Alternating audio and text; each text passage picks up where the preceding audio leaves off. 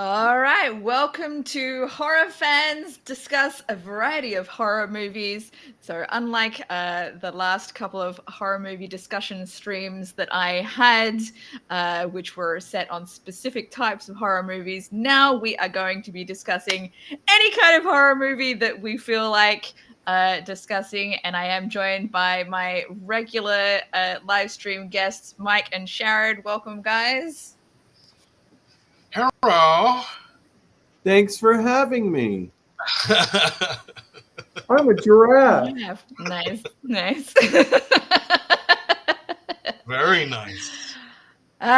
So I've been watching like a bunch of horror movies over the last week. I'm like, there were a few things. I'm like, I better catch up on a few other things before this stream. So I made my way through most of the Halloween films. Especially ones that I hadn't seen before. But I went through 1, 2, skipped 3 because I read that it didn't have Michael Myers, and I'm like, well, clearly I don't need to watch that one. 4, 5, 6, and then H2O, which is 7, and Resurrection, which is 8. So good. That's what 7 Halloween films watching a week. More. Well, really 6 more.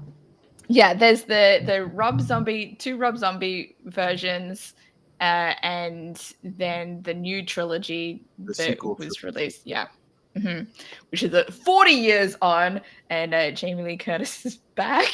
After she, I read that there's like it's clearly split off into different timelines, right? And so the H2O and Resurrection don't really follow the same timeline as 4, 5, and 6.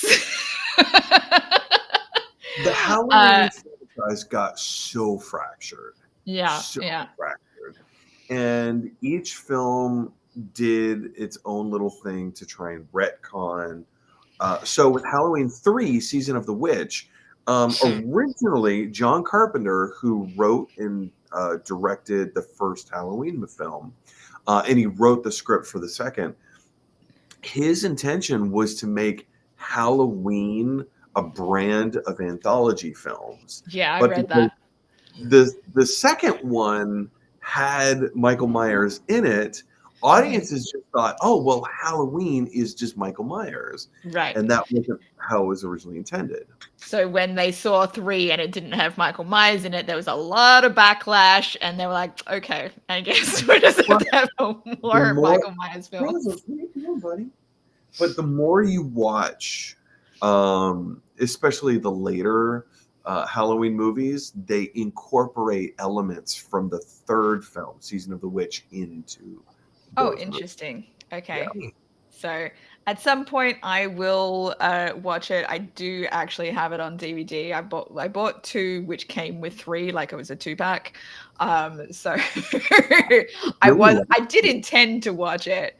And then for 4 and 5, I bought digital copies with free money that I had from Amazon. So I didn't even have to pay for them out of my own pocket. So it was good.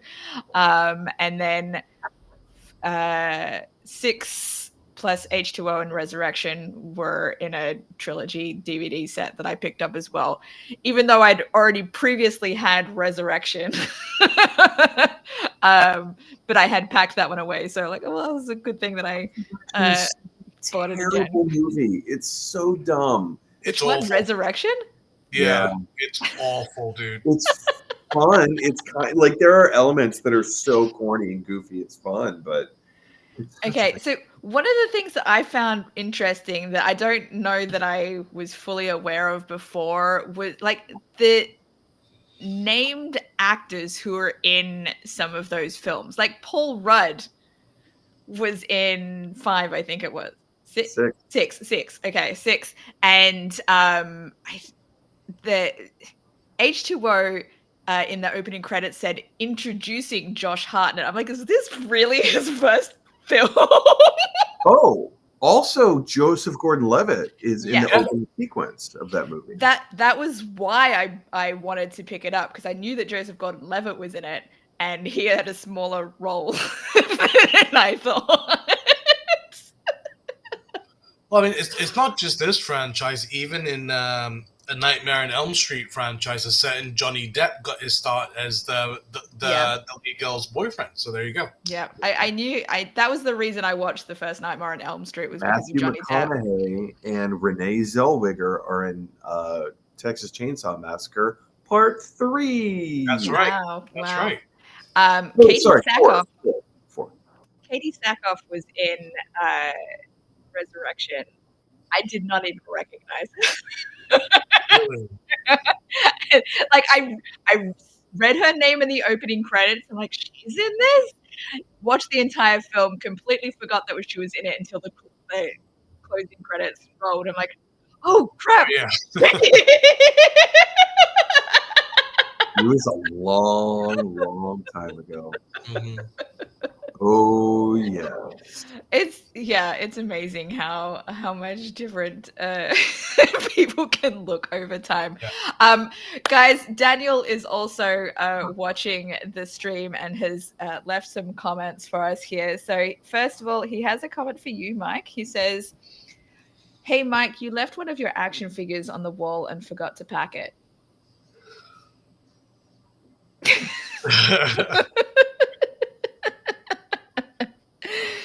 And that was exactly the reaction that he wanted.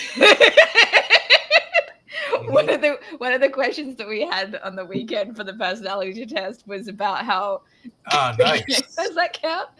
I'll say it counts. That was the popcorn tin from Wolverine versus Deadpool, or Deadpool versus Wolverine. Yeah. Yeah, so as I was saying, one of the questions that we had to answer in the personality test was how gullible we are. And it was suggested that, Mike, you could be gullible, and so that's what Daniel was testing. There's one of my favorite gullible challenges is how do you keep an idiot entertained for hours? How? For the How? answer. How do you keep an idiot entertained for hours? Flip over for the answer. How do you keep an idiot entertained for an hour? Flip over for the answer. Very nice. Yeah. Nice. Daniel also says Jamie Lee Curtis drool emoji. Yeah, dude. Yeah. Have you guys ever seen the Arnold Schwarzenegger film True Lies? I was just gonna bring that up. You know what I'm talking about. I watched it for the first time this year. Genuinely, first time this year. Holy shit. I was having a conversation with one of my friends, and he mentioned True Lies, and I'm like, you know what? I don't think I've ever seen that film. I should probably watch it. It's a really fun movie. It's a great film. Yeah. I have two reasons that it's a great movie. Do you? Do you really? Mm-hmm. Well, a smile and a personality. Yeah, of course. Yep. Is that the answer? Basically, I was going to say left boob and right boob, but yeah. Oh, okay. In that order. Yeah. Jamie Lee Curtis's hair goes from like super short to like really long between H2O and Resurrection, and I don't think the time between the two films that is long enough for her to have grown that much hair. Hey man, it's movie magic. Yeah. That was my kind of reaction when I watched that. I get to be. H2O came out in 98, right? Yeah, but in terms of the time period, that how much time had supposedly passed in the movie world, it's not necessarily that the resurrection was set. Sorry. I thought you were. Whatever. Sorry, for whatever reason I thought you said from True Lies to H. Oh no! No. Between H2O and Resurrection. Like that would have been some time, yeah. Yeah, no big difference. All right. Daniel also says Joseph Gordon-Levitt looks down at crotch. What do you mean smaller role? Okay. Or if you spell it ROLL, that could have an interesting meaning as well. And then he also said yes, but missed the part that he was responding to for that. Smile personality. Yeah, would be my guess. exactly. Yeah. Anyway, the most recent horror film that I watched was just last night. I watched Candyman for the first time. Oh wow, that must have been an never seen that experience. movie before. Yeah. As it started, I'm like, maybe I should have seen this film before I saw Urban Legends because they discuss so many urban legends in the beginning of the film, and it's about basically an urban legend. So, I liked it. I thought it was good. I remember watching that film when I was younger, and my sister and I got really traumatized. Especially when I say my sister and I, mostly me. And it was just, oh god, it just got me, and I think that kind of cemented Tony Todd as like this genius. Tony Todd, that's his name. Yeah. And every time I think of him, I just think of that voice, and I'm like, oh. I just got pregnant while having a bone at the same time. So it's a great film. Kind of like I've always wondered, because Tony Todd is also a central figure in the Final Destination movies. Yep. I've always kind of wondered, like, is there a universe that exists where his character in Final Destination is Candyman? Maybe. Who knows? Interesting. And like maybe he's behind the scenes pulling the strings to make everyone die as Candyman. Ooh. That could be an alternate universe crossover. Maybe you should write the script, Mike. Oh, I already have Muppet Avengers on the list. I have 2 separate horror movies that I'm writing. Fair. Daniel said yes. The yes was to baiting you, Mike. Yeah. Okay, I didn't include questions in the captions this time, but I did think of a couple of questions that I wanted to ask to inspire our discussion on such a wide range of horror movies. First of all, I guess my first question is, do you guys have a favorite horror movie from pre-1970? Yeah, Psycho, Alfred Hitchcock's Psycho. It's in my top 10 of all time. Currently ranked at number 6. If you say before 1970, that would be it. But if you said before 1980, that would be Young Frankenstein.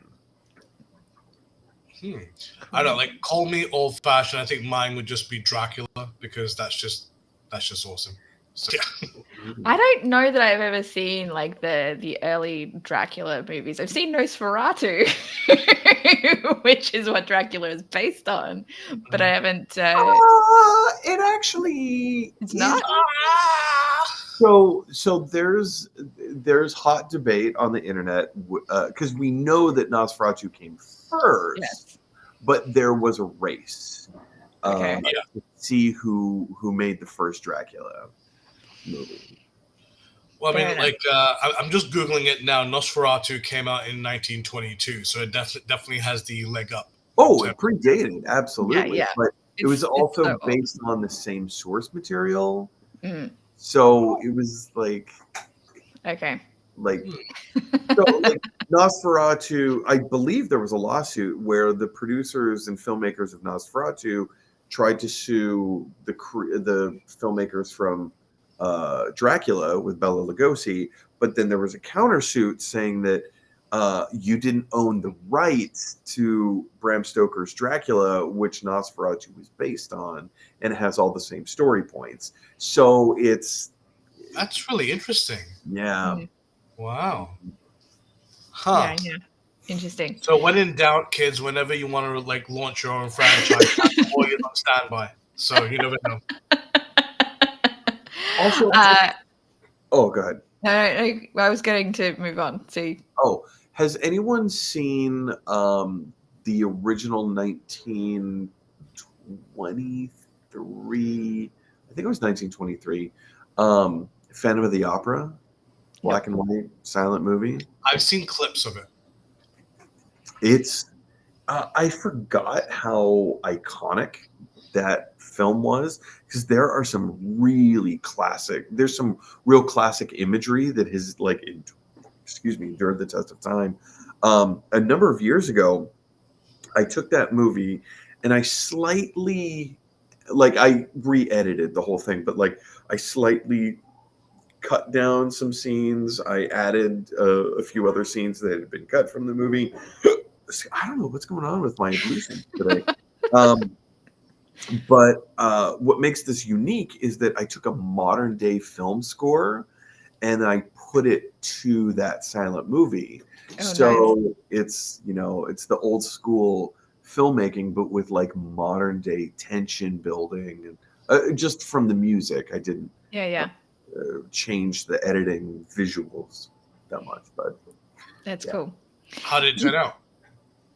I mean, you're always in love with your own creations. So of course I thought it was amazing, but I don't know what the reception was. So Well, you might be always in love with your own creations, Mike, but I'm pretty sure there are people that are like, this is shit. I'm gonna rip it and never show it to anyone.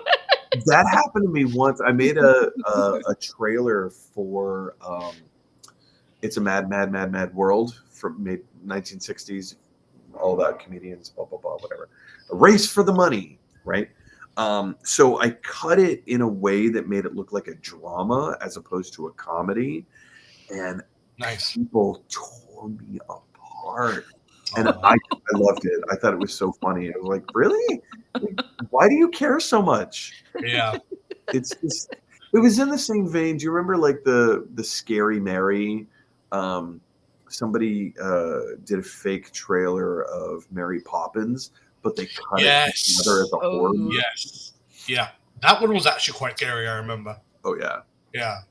So I have not seen that. I will have to check it out sometime.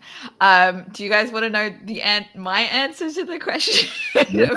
Favorite horror movie pre-1970? Mine is also a Hitchcock film, but not Psycho. It's The Birds. That's my favorite. Yeah. The first time I saw that, I was like, why the heck is this rated PG? This seems scarier than PG. I think I was still a teenager at the time. I was in university though. So I must have been about 17 or 18. And I remember watching it with my dad. Hi, Dad. If you're not watching now, then reference when you're watching later. Yeah. And I mean, I know obviously the birds are not entirely realistic, but just when you're seeing the, landscape views of all of the birds coming in the different, times of the film, it's just like, it feels terrifying. And then they start attacking. I wanted to love that movie so much, but I couldn't understand why it was scary. I couldn't. And even still today, I'm just like, I don't get it. That's fair. Other people are scared of it, but there's nothing about that movie that I look at and I'm like, why do people find this creepy? I thought that the suspense was really good. I definitely, I don't know how old you were when you saw it, Mike, but for me, ever since that film, if I see a large congregation of birds anywhere, or especially if they're flying, it's like, oh shit, it's the birds.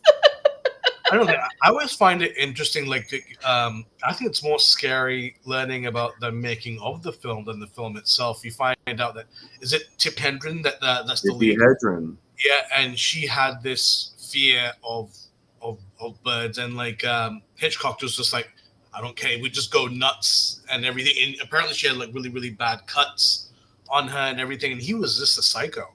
Well, I mean, there's an HBO biopic called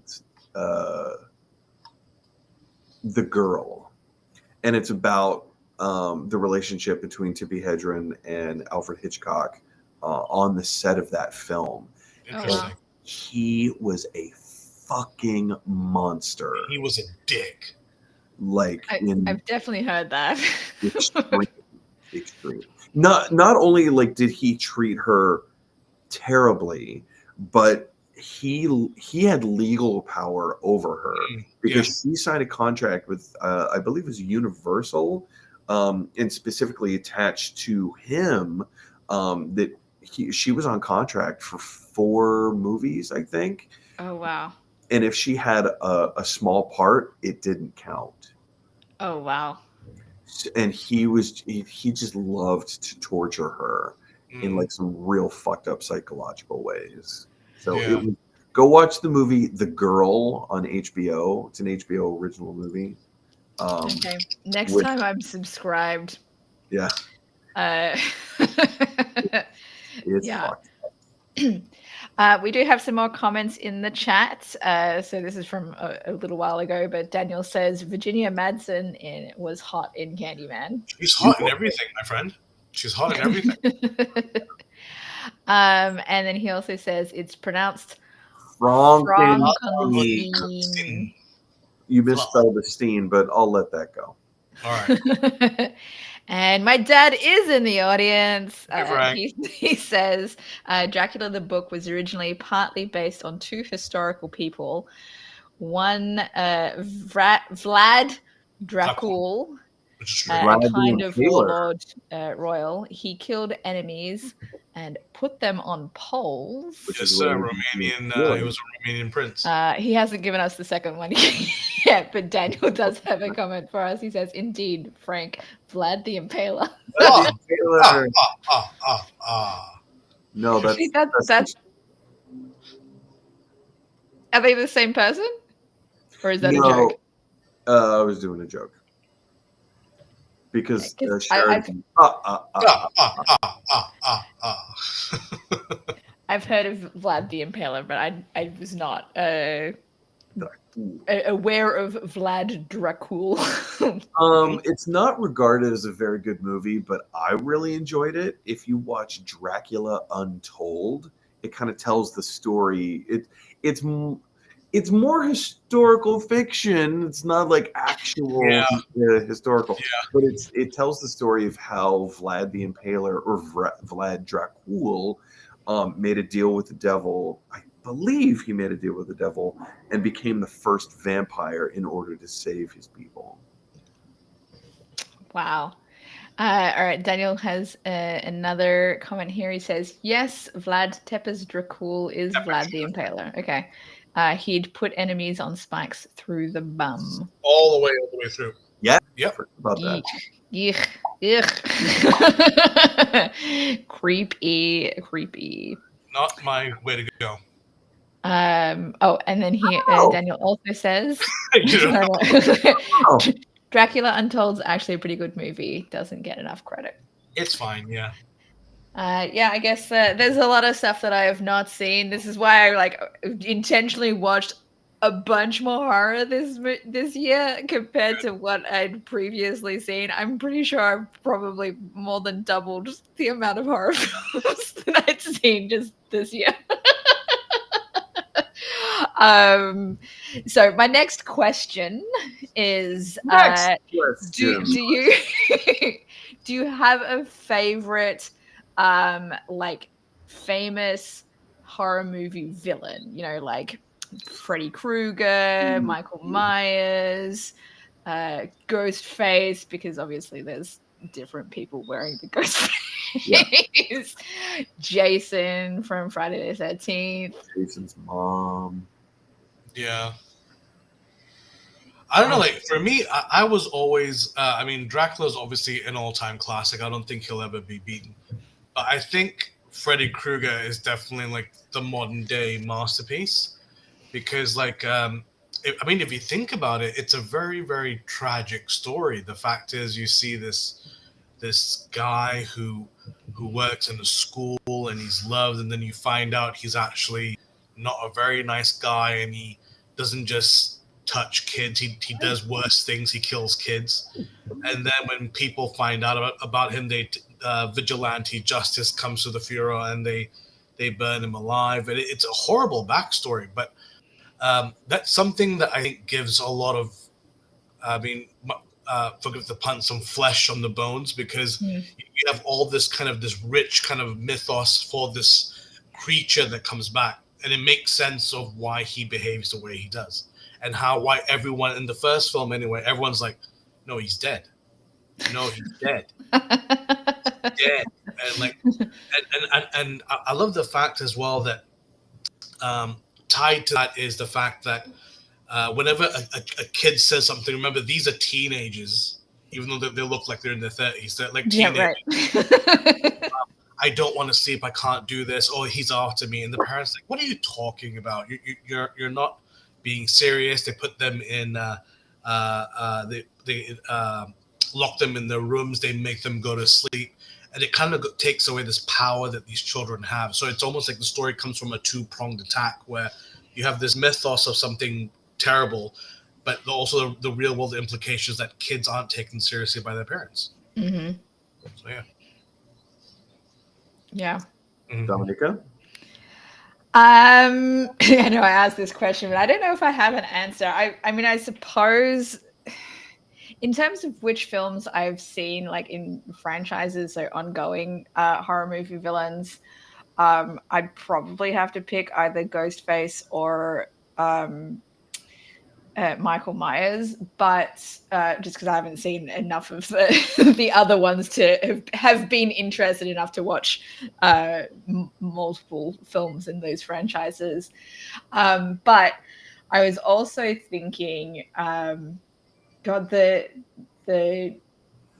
girl that climbs out of the TV in The Ring, very, very classic nowadays. I was just talking to a friend of mine about this yesterday, I think, and he's a teacher, and he was telling me that the kids in his class, like he's a high school teacher, and he was saying that the kids in his class aren't even familiar with The Ring, let alone like the character or anything. I'm like, this is like, it's got to be, it feels like it's one of those classic like ones that you cannot ignore. Like it's the imagery of it is so prominent, even if you haven't seen the film. Everyone knows. Yeah. So that was kind of a matter of time. I mean, kids nowadays are watching everything, so I'm sure they've probably seen bits and pieces. But that's the thing, that they hadn't. Like that's what he said. Like he tried to like really dig in to find out. Let me traumatize these kids. Okay. Yeah. They were familiar with so many other ones, but that one, nope. Like, oh my God. I think for me, I have three different answers. Because essentially you're talking about movie monsters, right?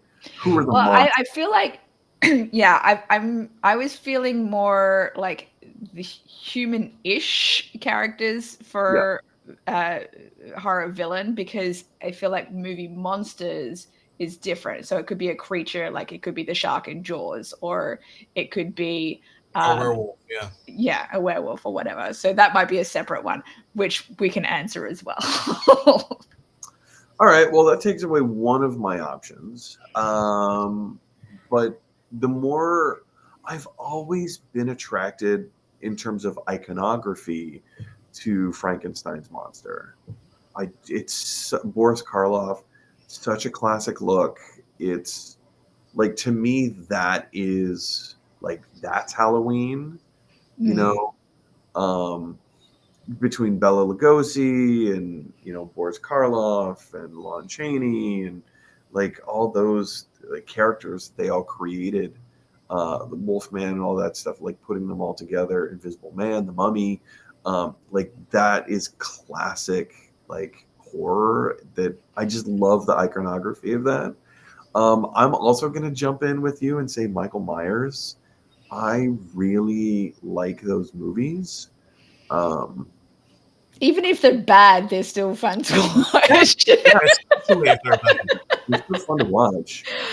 And like, especially when like they're obviously rewriting or changing like how they kind of relate to or what happened previously. Like at the end of 2, you genuinely think that 2 of the characters are dead, but they're both back in 4. Sure. I said that I was going to look this up, and I never did. But it was just like this whole thing of it's an explanation of how Halloween works from start to finish. Of like, well, we have we have Halloween 4, which acts as Halloween 3, but there's actually 3 different Halloween 2s, depending on like all this different like. Wait, there's 3 different 2s? So there's the Halloween 2. There's the Rob Zombie Halloween 2. Right, because that's a different version. But then Halloween 2018, which it doesn't sound like you've seen yet. No. That retcons, even though it's called Halloween. Oh, yeah. It retcons the original. Everything, and it acts as a direct sequel to Halloween 1. Yeah, I think I did read that, actually.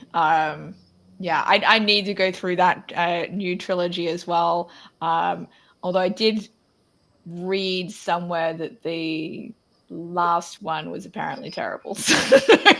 It's fine. Halloween Ends. Sharad, you liked it? I mean, it's fine. It's fine. Like I remember watching it in the cinema, and I was just going, "Well, we're here, aren't we?" So it's fine.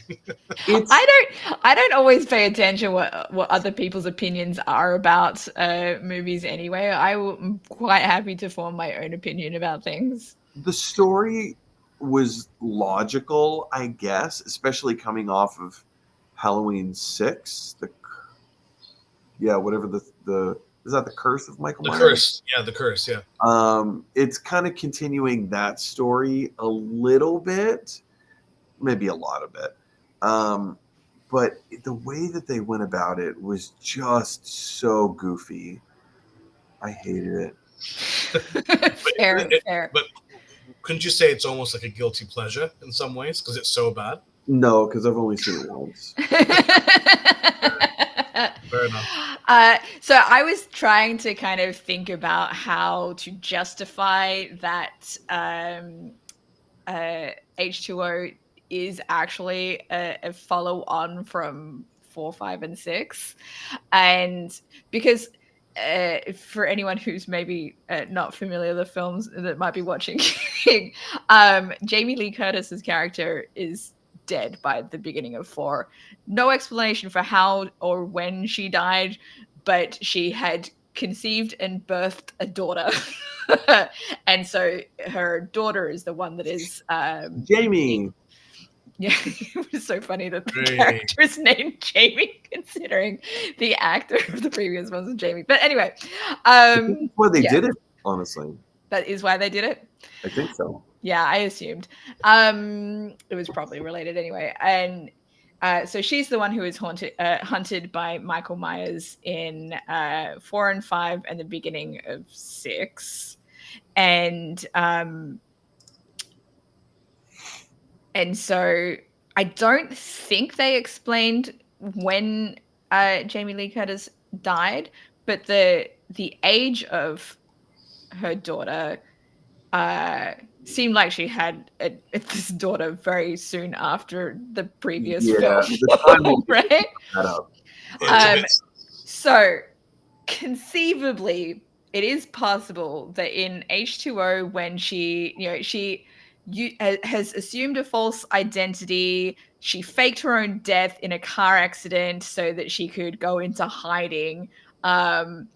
There's no reference to her having a daughter, but she does have a son in the film. And it's like, okay, timeline-wise, when did she have this son in relation to the daughter? But then in Resurrection, her son, there's no reference to him at all. But surely that Michael Myers would have gone after him next after he kills her in the beginning of the film. If that was his thing, it was like killing anyone who was related to him. So I don't know. Those were my extra thoughts and feelings after having watched so many Halloween films this week. From start to finish of every Halloween movie, how many times has Laurie Strode died? I want to say 3. My count is 3. Yeah, I want to say 3. But I mean, in some ways, she's just as hardcore as Michael. She keeps coming back. So there you go. True. Must run in the family. I did like the explanation of how Michael Myers wasn't dead after The decapitation. H2O. Yeah, because you really think that she kills him at the end of H2O, and then he's back in the next one, and they do a great explanation about how that happened. So, you might not like Resurrection, but I thought that was clever. It's so silly. It's so dumb. It's so dumb. Yeah. All right, we do have some more chat comments before we continue on with our discussions of where we're at. So I think this is the next one. Hang on. Yeah, I think this is the next comment. It wasn't a vampire. We were talking about Dracula. Back to that. He made a deal with the oldest living vampire to have superpower to destroy the Turks invading his village. Was he played by the old vampire? Was he played by Bill Nye? No, Bill Nye was the vampire in Underworld. You're thinking this one is what's his name? He was I'm drawing a blank, but yeah, Bill Nye was a vampire in Underworld, not this one. Okay. Bill Nye has done more stuff than being the science guy? There's 2 Bill Nyes. Okay. Bill Nye. Bill Nye. Not Bill Nye. Yeah. And, this one is Charles Dance that you're thinking of. Yeah. Oh. Yeah. Okay. Yeah, the memory's coming back. Yeah, there you go. Charles Dance, it's been so long since I've seen the movie. I remember really liking it, though. I mean, like they tried to, like, one thing I appreciate about any kind of film around a particular IP is try something new. Please try something new. If it doesn't stick, fine, but try something new. Yeah. Mm-hmm. Also, Daniel corrected himself. He meant wasn't the devil, rather than it wasn't a vampire, because he went on to explain that it was a vampire. All right, my dad continued the other one that Dracula was based on is, I think the name was Countess Bathurst. Bathory. Elizabeth Bathory. Oh, Bathory. Who would imprison young women and killed them to bathe in their blood to keep her young. When found out, she was walled into her room in her castle. Yeah, this is true. So when I was in college, one of my friends was actually really, really intrigued by the story. And basically what she did was she pitched the idea to me of who this person was, and she asked me to read a script. And I actually ended up working on the film as well. And yeah, like just learning about this person and doing the research, she was a bit of a strange one. Let's just put it that way. And like, yeah, I mean, the fact is back then there's no accountability in anything, and you could do whatever you wanted. Although thankfully it did catch up to her, but she was a crazy bitch. Yeah. I feel like there's been a lot of, or maybe not, but a few movies at least that are kind of have touched on that sort of thing where like witchy women, find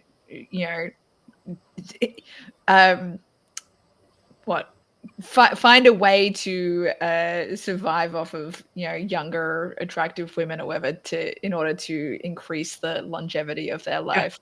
I mean, like there's that famous film, The Vivitch. I never know how to pronounce it. The Vivitch. Yeah.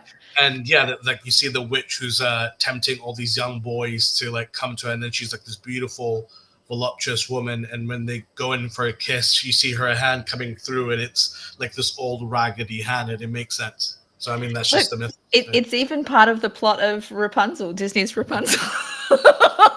Now, granted, it's her hair that she uses to prolong her life, but yeah. Yeah, I don't think like having the full-on thing about her, sucking her blood might be not too PG. No, exactly. I'm gonna have a better, more PG version of it for the kiddos. All right. We also have Elizabeth Bathory, yeah. You also corrected that for. That's the one. Yeah. All right. Daniel also says The Ring was originally based on a Japanese horror movie, so was The Grudge. Yeah, Ringu was the Ringu, Japanese version. I have not seen that version yet. But speaking of Japanese horror, I have seen Battle Royale, Yes. which I watched Yes. because I read that that's basically what Hunger Games was based off of. And And Battle it Royale is was so more fantastic. intense. It's so much more intense, and it's a great contained story. I mean, it's Oh, yeah. fantastic. I remember watching it as a teenager, and my mind was blown. Wow, you watched it as a teenager. I was Yeah. older. God, when did I watch it? I must have watched it after I moved to California. So it was, I mean, in the scheme of my life, not that long ago, really. But I don't know exactly when I watched it. But yeah, I could definitely see why this is a classic film that you really should watch if you want to like understand horror, if you want to really get into understanding the classics. And you know, the fact that it's inspired a bunch of other things as well. It's just, intense. Yeah, let's just say that. Yeah. Yeah. I have not watched very many foreign horror films. That may actually be the only one. But, maybe. Yeah. Well, I mean, you're still young. I mean, I mean, Netflix is your friend, right? So That's true. Well, I will say though that there is a Korean horror series on Netflix that I watched, which I thought was fucking amazing. It's called Gyeongsang Creature, I think. And it's set, the first season is set during the Japanese occupation of Korea. And it's, yeah, amazing. And then the following season is set in more modern times, I think. So yeah, I know we're discussing movies rather than horror TV series, but I highly recommend. Like, I've been trying to get other people to watch Gyeongsang Creature because I think it's incredible. I love that show. While I was out of the room, I heard you guys talking about Battle Royale. Mm-hmm. The one movie that Quentin Tarantino wished he directed.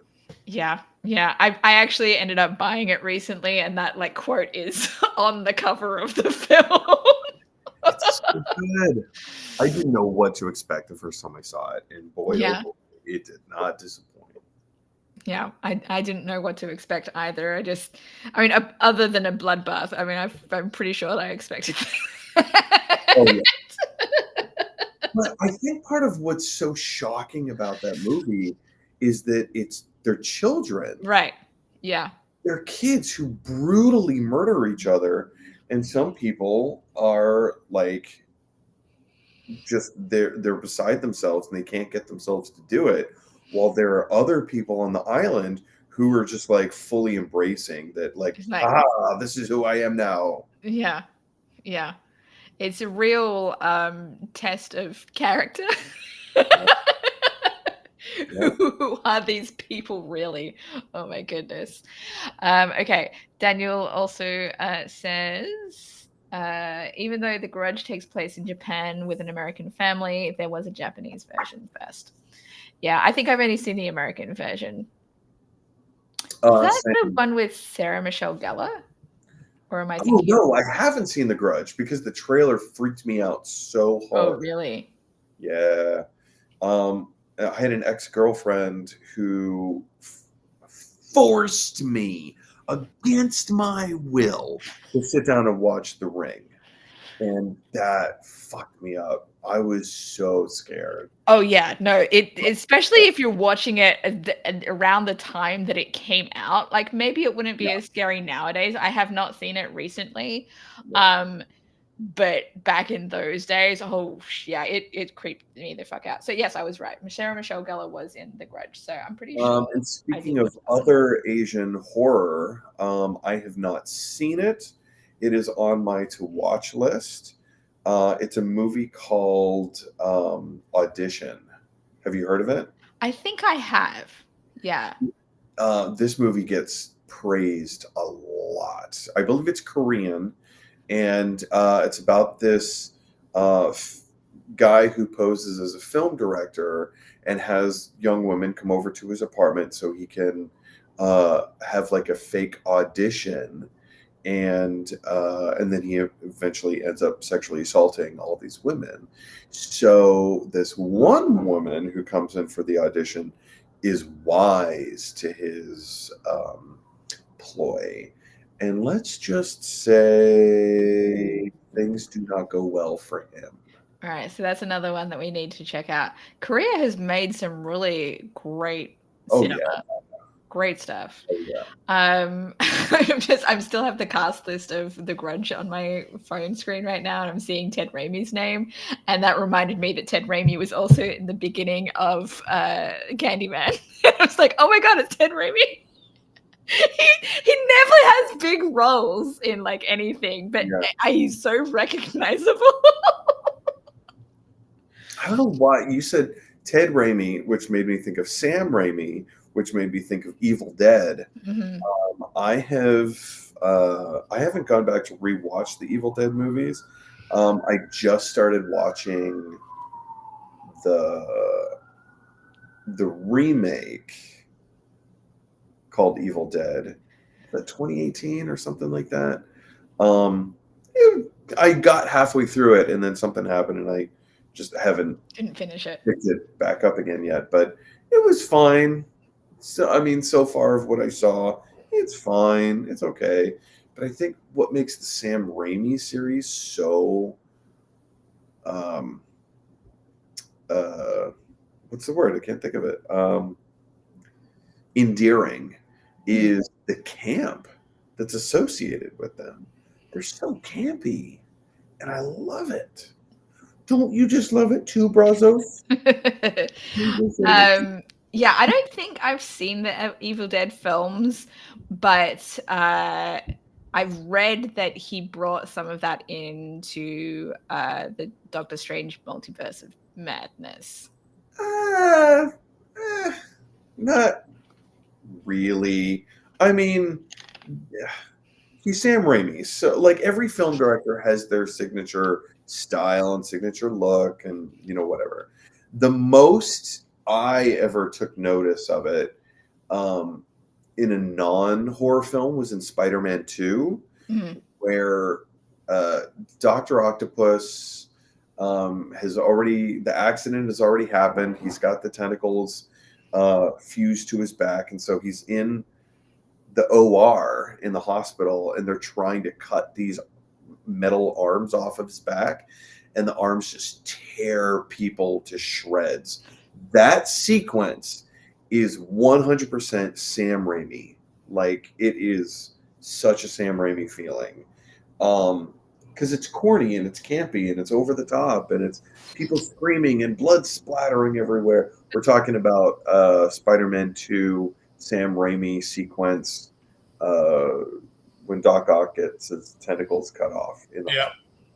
Yeah. Cool. And it's so over the top and corny and cheesy, and that is quintessential Sam Raimi. I didn't feel like Doctor Strange in the Multiverse of Madness had quintessential Sam Raimi in it. It was fine. It was. I liked the movie. Yeah. Okay, we'll move on. We're getting off track with the horror films anyway. Too. You can bypass the first Evil Dead. It's a good movie. It's a really good movie. But Evil Dead 2 is almost kind of like a retelling. It's like an alternate version of Evil Dead 1. Okay. All right, Daniel has another comment for us here. He says, Dominica, opinions? What? Don't hit me. Yes, Daniel. He also said Charles Charles Dance. Dance was the old vampire. And scroll thing. My dad says I'm into 4 types of monsters because of their connection to psychology and spirituality: vampires, mummies, zombies, and ugly humans with loving, selfless-hearted, like the Hunchback of Notre Dame. Mm-hmm.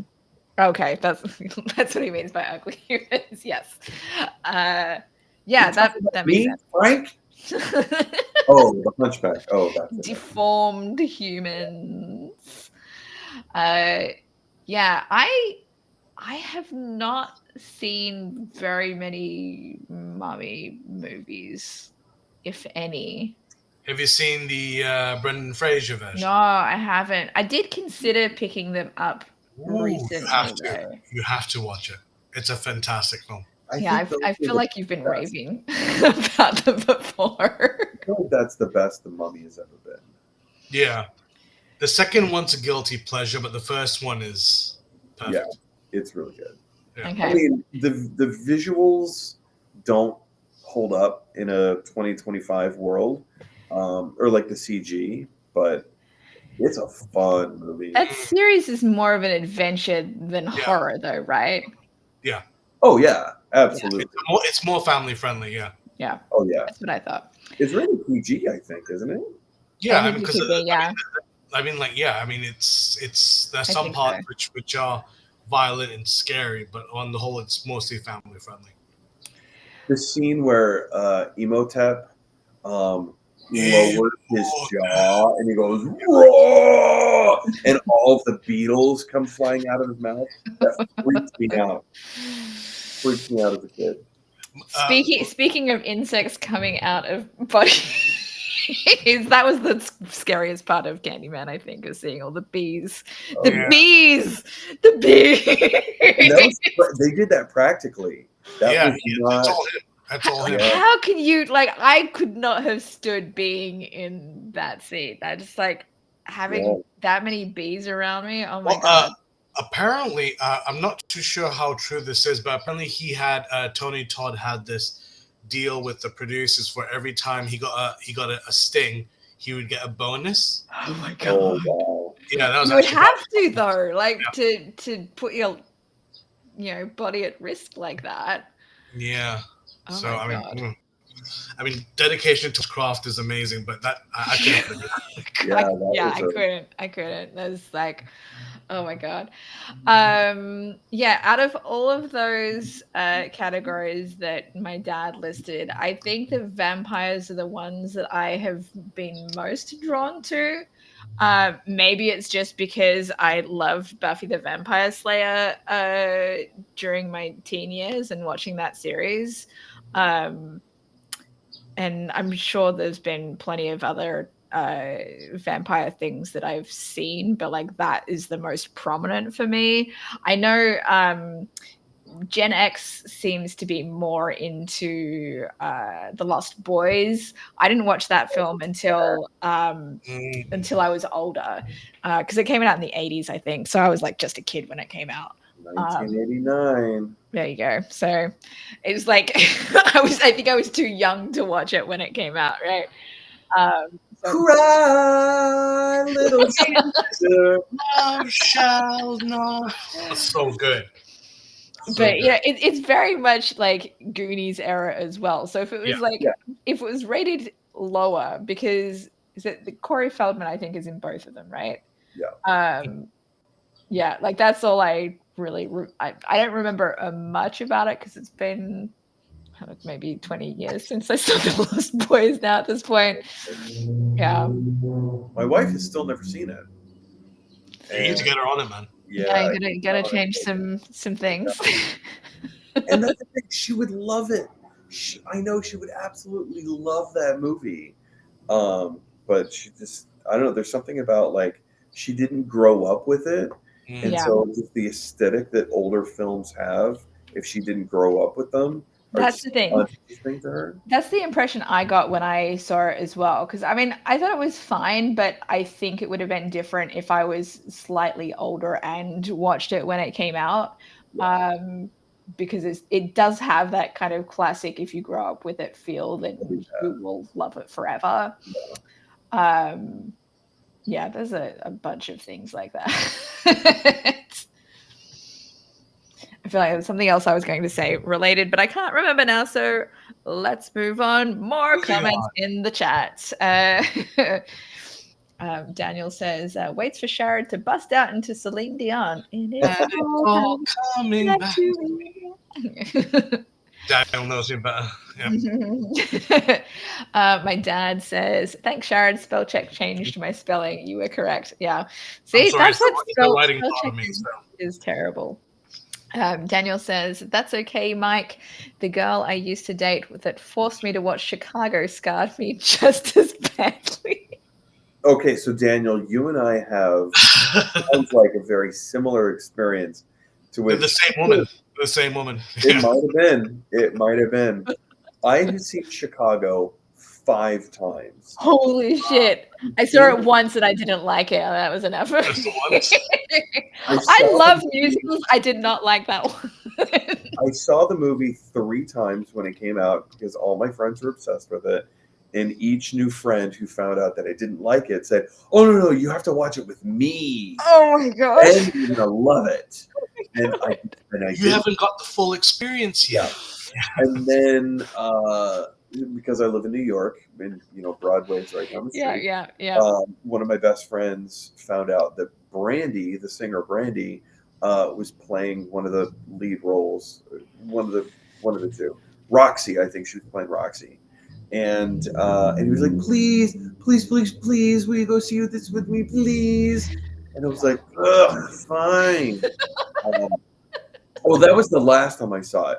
But the time that I saw it before that, also on Broadway, there was this girl in town that I had a real crush on, and she really wanted to see it. And I was like, okay, fine. It was stupid. I appreciate minimalism in staging, but this was too minimalism, and all of the big name actors who were in it came out and kept mugging to the audience. And I was like, guys, stop breaking the fourth wall. Stop taking applause breaks. After every line, just like, yeah. I don't. That's the thing. I appreciate it. I appreciate the music there. Like the whole, I don't know, Chicago. The music can be good, but the way that it's presented. I don't like it. I don't. Yeah, like I was not. I did not. I did not. Oh, hi, Mark.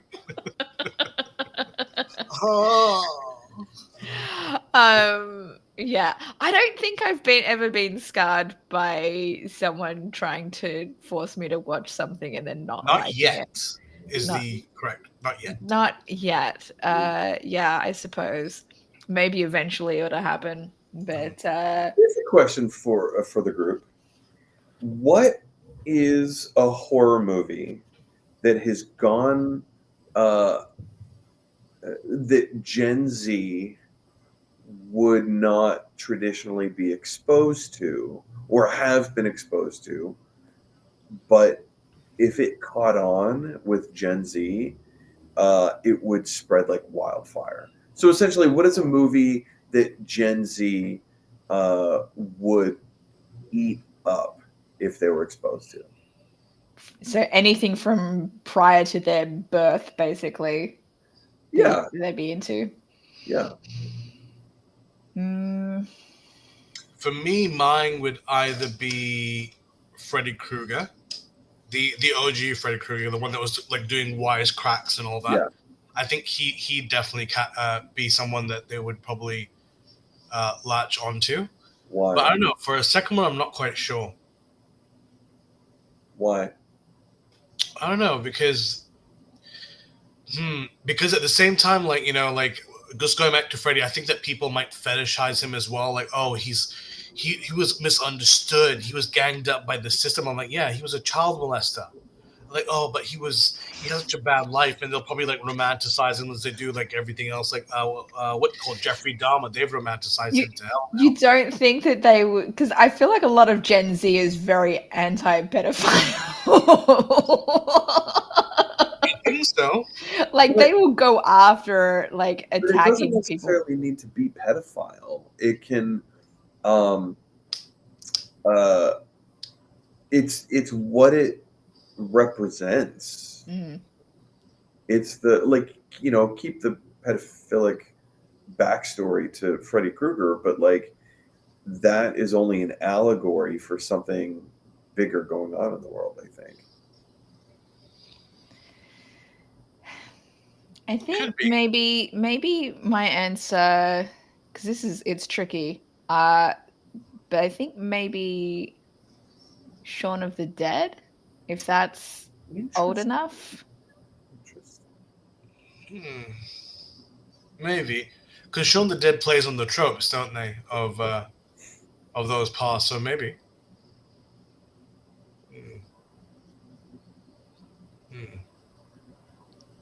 I'm going to go back to Frankenstein, which like we have two Frankenstein movies coming out later this year. Oh, do we?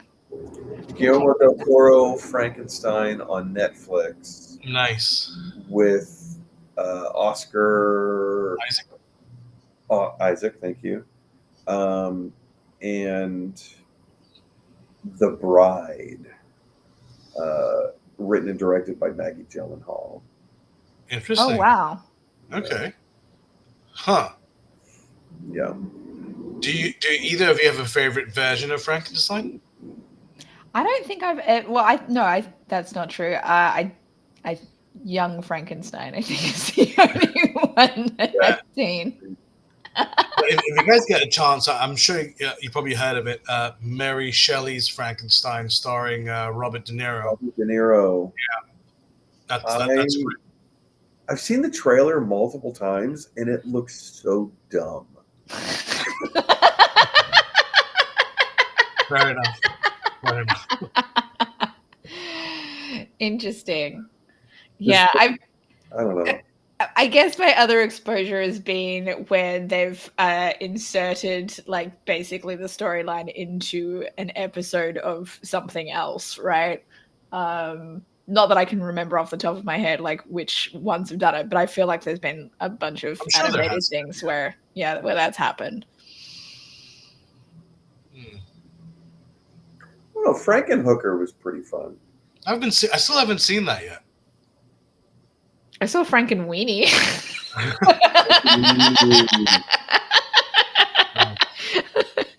I'm pretty sure I saw that film. I like that more scientific approach. Okay, so in horror, I'm not the biggest sci-fi fan. I'm just not the biggest sci-fi fan in general. But like when it comes to sci-fi horror, I'm like, it's okay. Alien is the one that gets a pass because that movie is fucking incredible. But I love like more mysterious horror. I like body horror. I like mystical, or if it's like scientific, like Frankenstein is. This scientist wants to even see if this is possible. And spoiler alert, it is. Yeah, I don't know.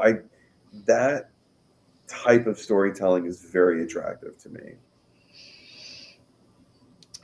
I think comedy horror is also a favorite genre of mine. Like the mix, like the Addams Family, Ghostbusters, Idle Hands, which I discussed on last year's horror movie stream. Idle Hands. You don't know Idle Hands? It's got no, we know it. I didn't. He loves it. Yeah. You didn't love it. Oh, okay. Well, that's the thing. Like, I don't know. I think films like that have this kind of timeless spark where you could watch something that came out 40 years ago, 30 years ago, 20 years ago, and it would still hold up today. Yeah. Yeah. Yeah. I was just thinking, like, given the horror movies that they've made as sequels or tried to bring back in the last few years, I feel like those are the ones that Hollywood thinks that Gen Z would eat up. So, the Scream movies coming back, Beetlejuice, which I've not seen. I don't even remember if I've ever seen the original. And and then they also, as we discussed last week, the new I Know What You Did Last Summer. Although I think some of those were also about like nostalgia for millennials. Like let's bring that back. Well, I mean, to be fair, it's nothing new where if there's an IP, let's milk it. Yeah. Right? Yeah. All right, ready for some more comments in the chat? I'm kind of behind. All right, so Daniel says Army of Darkness is my favorite Evil Dead movie. Army of Darkness is great. I love it. Hail to the king, baby. Ooh, Ash versus Evil Dead. No, I take that back. Ash versus Evil Dead, the TV series, is just brilliant. It leans into the ridiculous, over-the-top comedy. Oh, I love it. It's so fun. Still haven't seen the show. Okay, I'll keep that up. 3 seasons. All right, my dad says, man's fear of the ugly missing the beauty of soul is more than Hunchback, but one of the first. The silent and first sound had father then son as main stars. Huh. That movie, the silent version with Lon Chaney, was the first silent movie that I ever watched that I loved. It was in the early 90s. No, it was the early 90s. My uncle had a VHS copy. Nice. And it's such a long movie that it's split up into 2 cassettes. Nice. Yeah. And I was like, oh no, we're gonna watch a 4-hour movie with no sound or dialogue, and it's in black and white. Oh, even better. It started, and I just got hooked into this thing, and I just loved it. And that was the first time that I gained like an affinity for other types of storytelling, specifically silent movie era. Well, and it's really interesting you say that because as a writer, I always found myself struggling to write people. Yeah. Making sure they're fully fledged. And one of my teachers told me something interesting was if you can write a scene or a film without anyone saying a single word and people can understand exactly what's going on, job done. Oh, yeah. Yeah. When I was studying media production, that was the one note that my mentor kept giving me. It was like, reduce the dialogue to as minimal as possible. You just need to tell as much of the story as you can without dialogue. And for me, that was kind of crushing because I loved writing dialogue. Yeah. But it really taught me to understand the visual storytelling aspect of filmmaking that you don't get from, writing a book or whatever, right? It's really about the medium that way. Mm-hmm. Yeah. All right, but I just had a question popped into my head before. I know I have more chat comments. I'll bring them up in a bit, but what do you feel like is maybe the most iconic scene in any horror film? Like a scene that pretty much anyone would recognize, even Psycho. if they've never seen the film. Never seen Psycho. Yeah, that's the one. Yeah.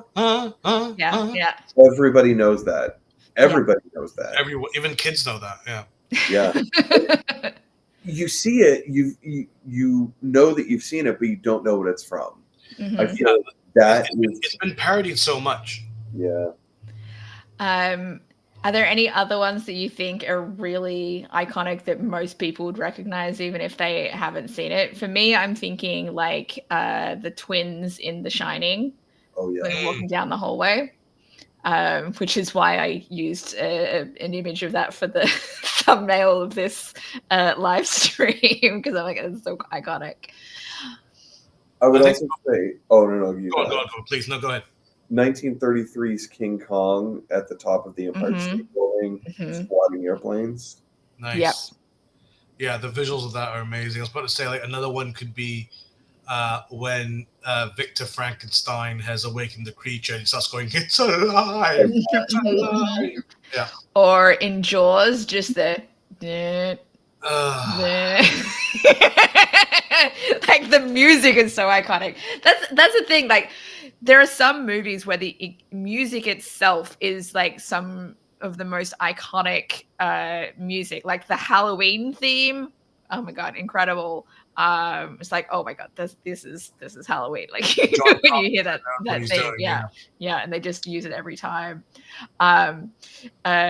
Off stream, Daniel shared with me the theme from Exorcist a couple of days ago. I'm like, oh yeah, that's very classic as well. Yeah. And I was familiar with that music well before I'd seen Exorcist, I'm pretty sure. And the name of that theme is? I don't know. Tubular Bells. How do you know that, Michael? I'm a film nerd. There's so many, just like, and I'm a huge film score nerd. I love film scores. Is that on your jogging playlist? Uh-huh. Yeah. I'm sorry. What is jogging? Yeah, fair enough. Yeah. Any other really classic scenes that are just... I would also say when the T-Rex escapes the T-Rex paddock and like flips the cars over in Jurassic Park, or the water shaking. Oh yeah, just when he's walking and you just Yep. I think for me it's probably like the I think it's American Werewolf in London. I think that's the one, or the one where you see the initial transformation, and it looks so painful. Yeah. Oh my god! Yeah. It's horrifying. I still need to see that film. I've only seen American Werewolf in Paris. Ooh. Yeah. I liked that film, and I have it on DVD. Go to London. Yeah. I'm not saying it's good. I just enjoyed it. Nobody else liked it. I saw it in the movies with my best friend at the time, so maybe it's just like my association with that memory. Like, there's a lot of films I couldn't tell you who I saw them with or anything, but like some films, it's like. I would also put Pennywise in the sewer. Oh yes, yeah. That's yeah. like, it still gets me thinking about it. Yeah. I definitely was familiar with that iconography before I ever saw it. So yeah. Good options. Yeah, I also think that the girl coming out of the TV in the ring is classic as well. Yeah. But given that my friends' students were not familiar with it at all, maybe it's not as iconic as, depending on what generation you are, I suppose. But you said The Shining. Yeah. Here's another one from The Shining, which is on the film cover. The acting through the door. Yeah, here's Johnny. Yeah, yeah. That's like, there's been a bunch of those, a bunch of scenes from that film that were parodied in The Simpsons, I'm pretty sure. Yeah. So like, The Simpsons was a big part of how I came to know iconic scenes before I ever saw the films that they were from. Yeah. Like, Simpsons did it. Yeah. The one that I remember most iconically was from One Flew Over the Cuckoo's Nest, where the guy lifts up the water drinking fountain and throws it. Yeah. Like, had no idea when I saw it in The Simpsons where it came from. When I watched the film, I'm like, oh my god. So, I remember that. It's been so long since I've seen that too, but Yeah. I mean, we could just go off and name like all the scenes that we love and that are iconic to us, but also like what is in the social zeitgeist too. I think that's. Yeah.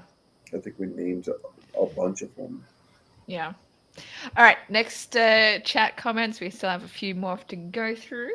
So Daniel says, the way the music's presented, you mean all that All that All that jazz. jazz. Well done, yeah, Daniel. Yeah. Okay. Daniel also says, Okay. answer to Mike's Gen Z question, Children of the Corn. Good pick. Because they just I made that movie. still haven't seen that film, but I was thinking of checking it out recently. So I would also add to that Children of the Damned. Yes. Terrifying. Okay, then Daniel also says Shaun of the Dead. Never seen it, by the way. You've got red on you. Well done. See what you did there. And he also says Idle Hands, Jessica Alba, drool. My brother had a massive crush on Jessica Alba as well. I don't think my brother ever watched Idle Hands though. Okay. Daniel also says the original Beetlejuice is good. The sequel, meh. I actually bought a digital copy of Beetlejuice when it was on sale for like $4.99. So I still need to get around to watching it, but at least I have access to it.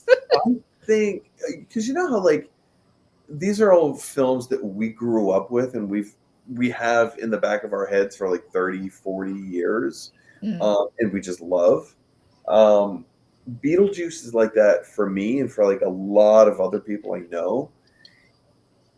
Sometimes you watch an older film through like current eyes and you're like, yeah, it's why different. do you love this? Yeah. I think you would like this. I think I watched the animated TV series about The movie Beetlejuice. is completely different. Yeah, I figured. So yeah, I need to get around to it. When I run out of subscriptions for streaming, when I run out of movies that I've borrowed from the library, which I keep adding to because I borrowed a bunch of the movies that you recommended last week, Mike. Just picked them up today. I just picked up 8 new films from the library today. That's like insane. Why do I keep borrowing so many? When do I have the time? You just start watching them. I do. I have been. The thing is, I tend to watch them when they're due back at the library imminently, and then I have to because I have a deadline then. But this week I did a couple that had to be returned earlier, and then I returned those, and then I were what? Then I went through the Halloween movies because I'm like, I need to watch them before the stream. And then I watched a couple of other things on Amazon Prime because I currently have a free subscription to Amazon Prime, nice. And that expires next week. So I'm like, let's get through a few more of these while I can watch them for free. But I do have more than 2 back next week, so I will probably be watching them this weekend. Fair enough. Also, I watched Little Shop of Horrors for the first time this year. No I'd never way. seen it before. So good. Yeah. I was like, well, now I understand why this film is so iconic. And funny. I did not read this comment from my dad before I said that. But yeah, so my dad says 2 musical horror movies, Little Shop of Horrors and The Rocky Horror Picture Show. The Rocky Horror Picture Show I had seen multiple times. I have that one on DVD and I've had it for probably 2 decades at this point. So I'm more familiar with that one.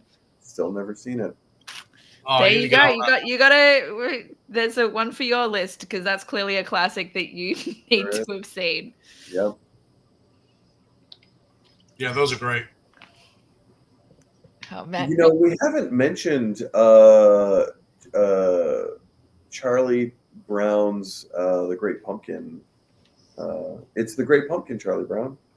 I don't don't think I've think ever I've seen seen that. that. Yeah, I don't think I've seen it either. Really? Huh.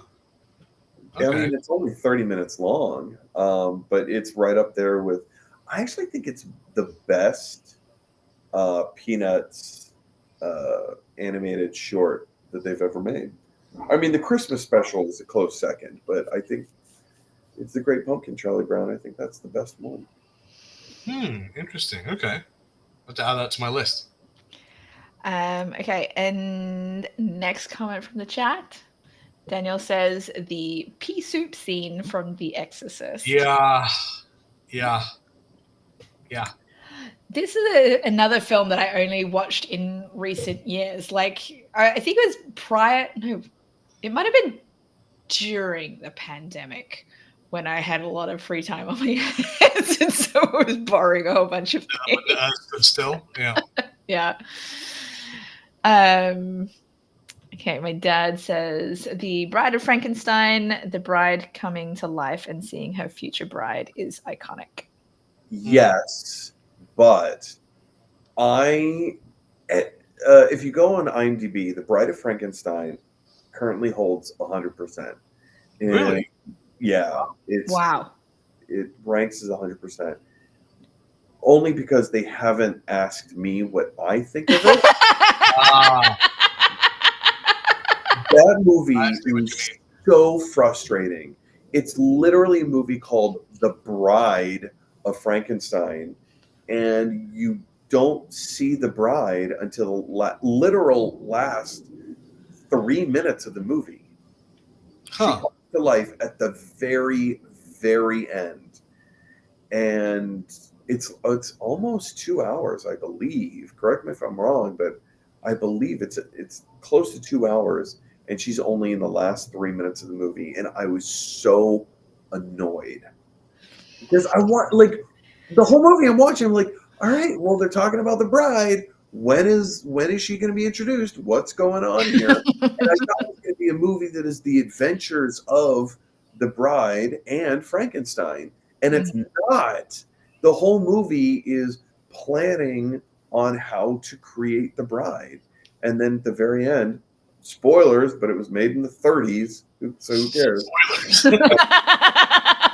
It's only the last 3 minutes of the movie, and I got so angry when I watched that movie. I felt cheated. Fair. Okay, one more comment in the chat. Daniel says some people impulse buy Dominica Impulse library DVDs. Yes, she does. I do both, actually. Thank you very much. I impulse buy as well. But yes, I definitely impulse library DVDs. Have either of you two seen either of the Gaslight films? There's a UK version, I think, and an American version. Gaslight. You know, No. the film that the term gaslighting came from? No, I didn't know that was a thing. Great. I would love to share with you about this. And the reason because, like, when I was searching for just general, like, classic horror films to add to my list in the description for this live stream today, Gaslight was one of the ones that came up. I have seen both versions. I prefer the American version, but it may depend on which version you watch first, which one you prefer. Because I know when I posted about it on Facebook, when I posted about having seen both of them, there's a filmmaker that I know who had seen both of them, but he watched them in the other order and he preferred the other film compared to me. But Angela Lansbury is in the American version. Very young Angela Lansbury, which is amazing. So I do recommend checking it out, just to, even if only to understand where the term gaslighting came from, or like why it was coined from that film. But it's about this married couple, basically, and the woman is slowly thinks that she's becoming crazy because is she married, or is it anyway? Because she thinks that the gas lamps are something is happening to them, and she talks about it to people or to somebody, and the guy is like, no, that's not happening, but he's actually causing it to happen. So he's like lying to her about the situation. But yeah, so recommend checking it out. Like I said, I prefer the Angela Lansbury version, but either of them you'll still get the point across. It's funny you say that. I also prefer the Angela Lansbury version of Sweeney Todd, the Demon Barber. Ah. Yeah. While you were talking, that jogged not a memory, but like a very recent thought. I can't remember if it was. I think it might have been Variety or the Hollywood Reporter, but I think it was Variety that very recently put out an article that said this year, 2025, has seen more. I don't know if it was just horror movies in general or quality horror films, but I think it was horror movies overall. I have definitely felt that in history. I've definitely felt like that. To both, more horror movies in general and more quality horror movies. I've definitely felt like that, which is one of the reasons why I did the last week's stream, because I'm like, there's so many good horror movies this year. Let's talk about modern horror films. Yeah, that's amazing. But that did remind me, I did, while I was doing kind of a search for things to discuss today, I pulled up an article from Good Housekeeping. The 55 best classic horror movies of all time. And I thought we could go through the list and we can see which ones we've seen, because I know we did that kind of with rom-coms, I think, right? And, we did. Yeah.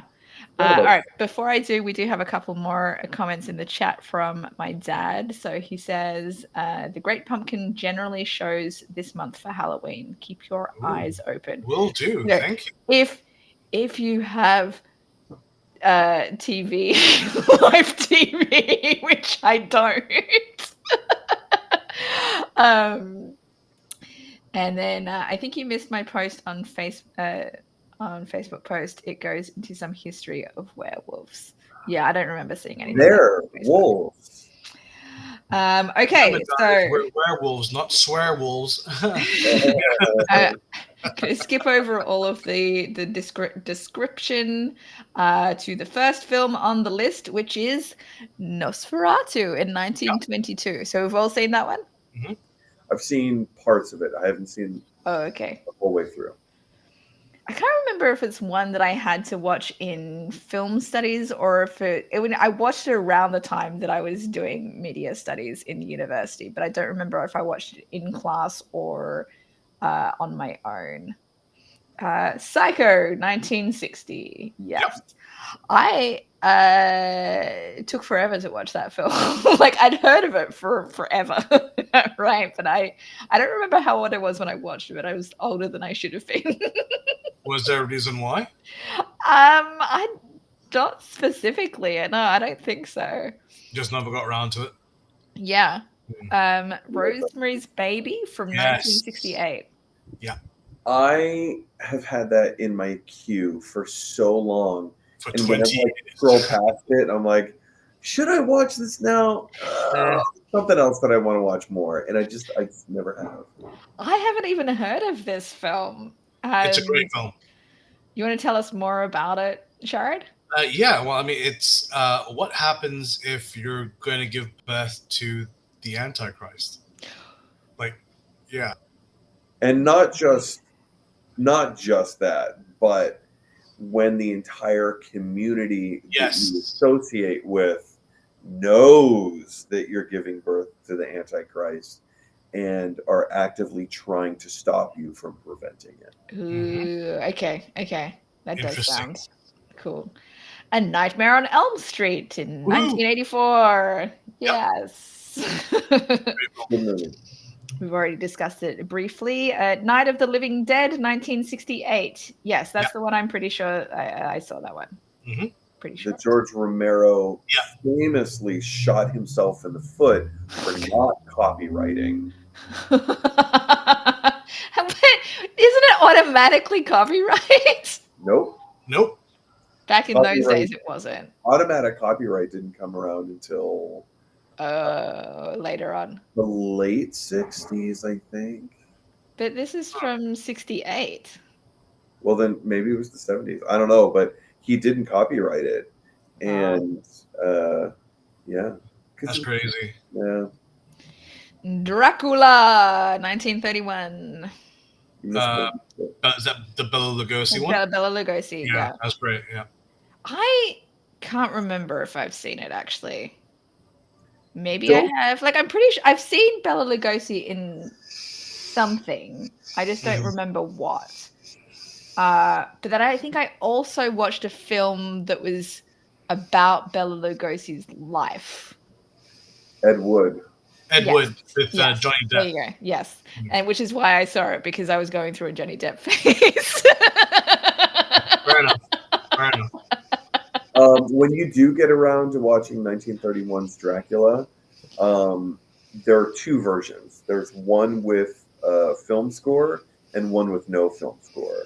I would recommend watching the one with no film score. You do? Yeah. Interesting. Okay. I think it's better than the one with a musical score attached. But can I just watch it on mute if I can't find the no film score one? It's not a silent film. Oh, okay. Oh, so it's okay. It's a talkie. Fair enough. Okay, It's fair talkie. enough. Fair enough. Suspiria, 1977. Yes. That's a great film. I've never heard of this one either. Mm-hmm. That was not Dario Argento. He was a famous Italian filmmaker, horror filmmaker. Was it Dario Argento? Let me check. Mm-hmm. Yes. Yeah, it is. Yeah. It's Dario Argento. Yeah. And his use of color in that movie. No, granted, it was the 70s, so it's kind of archaic by today's standards. But for the time, his use of bright color, specifically red, had so much symbolism, and it was lauded for its use of color, and also just the inventiveness of like all the different rooms and The set dressing. Yeah. Okay, the next one is The Witch in 2015, but I think this is the Witch one that you were talking about, Sharad. Pronounced The Witch. Yeah, The Witch. Yeah. I have not seen this one. You should. It's good fun. One of the comments is it says here is but see also Ari Aster's Hereditary and Midsommar. So Yes, this is the style. Especially Hereditary is great. Yeah, it says so Robert Eggers' highly stylized movie follows a Puritan family who is banished from their community, forced to struggle against nature on their own. The members of the family start to suspect supernatural forces for their downfall. It's an example of what's being called A24 Yep. or horror films from the studio A24, which favors slower paces and more art house styles. Was that the first movie that Anya Taylor-Joy kind of became like a breakout? I have no idea. I think so. I think that was the main one, yeah. And I mean, like, that film is the only film I can think of where they can make a black goat seem menacing. Yeah. Yeah, Black Phillip. Yeah, that's right. Black Phillip, yeah. Mm-hmm. I'm not familiar with this one either, but the title sounds amazing. It's called Eyes Without a Face from 1960. That also is in my queue. It's a black and white film. I think it's on Shudder, on the streaming service Shudder. It looks fascinating, but I just haven't had a chance to sit down and watch it yet. Okay. Fair enough. You also haven't seen it, Sharad? No, not yet. Not familiar. Okay, An American Werewolf in London, 1981. Great As film. I said, or as I mentioned already, I've not seen it, but I do need to check it out. The Mummy from 1932 with Boris Karloff. Eh. Yeah, it's fine. I've not seen it. As I mentioned, I haven't really seen the. Nothing happens in that movie. Yeah. Like there's Just kind of walks around and. Yeah. So it's probably more just considered classic because it was probably the first film about a mummy. Yeah. Probably, yeah. I mean, what year did it say? 1932? Yeah, 1932. The next one is The Blair Witch Project from 1999. I think The Blair Witch Project probably stands on its own just because of its marketing strategy and how brilliant it was. I mean, for the longest time, myself included, I actually remember watching it for the first time, and people in my room, in the room that I was in, were leaning forward going, wait, this is real, right? That's how they marketed it. Yeah. That's how it was promoted. Chef's kiss. Yeah. I watched it a little bit later after it was already revealed that it was not real. And I also didn't think it was that great. But maybe I would have felt differently if I had watched it during the hype of when everyone else was watching it. Mm-hmm. It was definitely a time in a bottle. Yeah. I mean, it definitely wouldn't work now, would it? But yeah. Yeah. Not necessarily. There have been other films that have had that kind of style, like Cloverfield was similar, but obviously that was not talking about the filmmaking style, but what made that movie in terms of that it's real. Yeah, people thought it was real. Okay. Yeah. Fair. The Birds in 1963. Yes. And you don't like it. I was raving about it earlier, so we'll move on. The Exorcist in 1973. Yes. Love it. Great film. You haven't seen it, Mike? I don't need to see it. It's not, I don't think it's in the realm of the things that would be too creepy for you, or is it because of the religious aspect to it? The religious aspect that is so deeply ingrained into who I am. Fair. Like, I don't know, and it's weird because I can watch other movies with demon possession. But I was gonna say, like, you told me about making sure that I was watching The Omen and which version that I saw and things. Yeah, but that's not about demon possession, I suppose. What is it about demon possession that freaks you out so much? That I think it's real. Mm. So you never watched the TV series Supernatural, then, I suppose? No. I love that show so much. Like, a show like that, specifically on the CW, but like a show like that doesn't portray it in a way. Granted, I've never watched it, but it doesn't seem like it is trying to get the message across to the viewer that this is real, that this is a depiction of something that is truly horrific and scary. It's more so there for the heroes to problem solve and to give them something to work through. Right. Yeah. Right? I can see that. I do think when I saw The Exorcist, I can understand why this is a classic horror film. That it makes sense, but I accept your reasoning for why you will never watch it, Mike. But there's plenty of other movies about demon possession that I'll like. There's a comedy called My Best Friend's Exorcism, which is so funny. It's so good. I really like that movie a lot, but I don't know. There's just something about that dynamic that I don't know, and I can't put my finger on it and say this movie yes, that movie no. And fair enough. No, I don't know. Well, if it's a comedy, though, it's not about the realism so much, is it? It's not trying to say that this is real. Yeah. So there's a difference. Halloween from 1978, which we've already discussed. Great film. at length. My first Halloween film was H2O. Oh, you poor girl. Technically, mine was as well. But after the first sequence with Joseph Gordon-Levitt, it freaked me out so hard. I was a senior in high school. I was terrified. We were on the band bus coming home Nice. from an away game, and they were playing it on the bus TV screens. And so I had to put my headphones in and listen to the loudest music I had with me, which was on CD. Backstreet Boys over and over again. Yeah, and it freaked me out so hard. I was so scared, and that's all the more I saw because I just closed my eyes and just listened to that.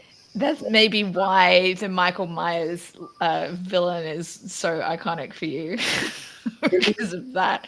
Yeah, Resurrection was the second one that I ever had ever seen. I didn't watch Halloween, the original, until much later.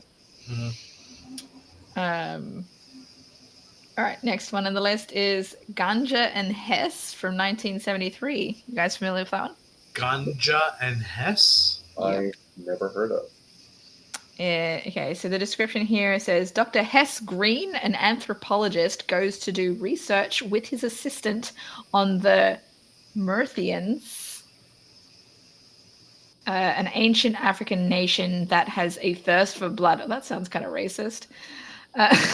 Wait, so one of them's called Green and one of them's called Ganja? That's amazing. I guess. I guess that's his assistant. Yeah. Good marketing. Yeah. One night, his unstable assistant attacks Green and stabs him with a Murcian dagger, ultimately turning him into a vampire. Oh, that's a new way to create something. Okay. All right. Yeah. So there you go. The next film on the list is Scream from 1996, which has absolutely become a classic. Yeah. Yeah. Even in its day when it came out, I felt like this is like the new classic of anything. Yeah. Like, I was too young to watch it when it was first released. I remember people I went to high school with sneaking into the film to see it in the cinema because they were too young. And I was not really prepared for horror movies quite yet. I think it was like the following year after I'd turned 14. I watched my first horror film in that kind of era. Frankenstein, 1931. Awesome. At least in this picture, it says it has. So many people mistake Frankenstein as the monster, and it's not. He's the scientist. But under under the poster of in Frankenstein, it has the subtitle "The Man Who Made a Monster." Just so you know which character is actually Frankenstein. That brings up an interesting point because I remember the first time I saw Frankenstein, I didn't know that Frankenstein was the scientist. I didn't know. And so I was thrown. And so I think there is, I don't know. I don't know if it's an education that needs to be explained to younger generations, or if it's part of the rite of passage of growing up, of just having that realization of like, oh, wait a second, Frankenstein is not the monster. I don't know. Yeah, it's Dr. Frankenstein and Frankenstein's monster. Yeah, Frankenstein's monster. Yeah, I think maybe it's something that's infiltrating the mainstream now, where everyone's like, okay, it's the monster. It's the monster. But back then, we're like, oh yeah, just let's have a Frankenstein. The guy with the nuts in his neck. Yeah.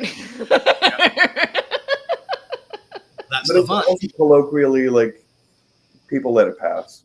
Yeah. Yeah. So this is also Boris Karloff. So there you go.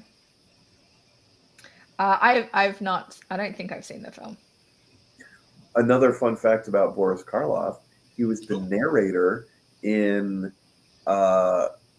Dr. Seuss's How the Grinch Stole Christmas. Oh wow, Really? The animated special. Yeah. that is a dope. fun fact. That's cool, man. I like that. Yeah. You're like a fountain of knowledge, Mike. I love We're this shit. all discovering stuff. Yeah, he's not just a pretty face, ladies and gents. Lots of movie trivia. All right, the next film on the list is The Haunting from 1963. I have not seen this version. I have seen the 99 version in 1999 with Owen Wilson and Catherine Zeta-Jones, and is it Liam Neeson as well? I think It's Liam Neeson. Yeah. Yep. Wow. I original has oh shoot, why can't I can see his face perfectly? Vincent Price. Yes, Vincent Price. Yeah. Yeah. So maybe I should watch the original film. Maybe you should.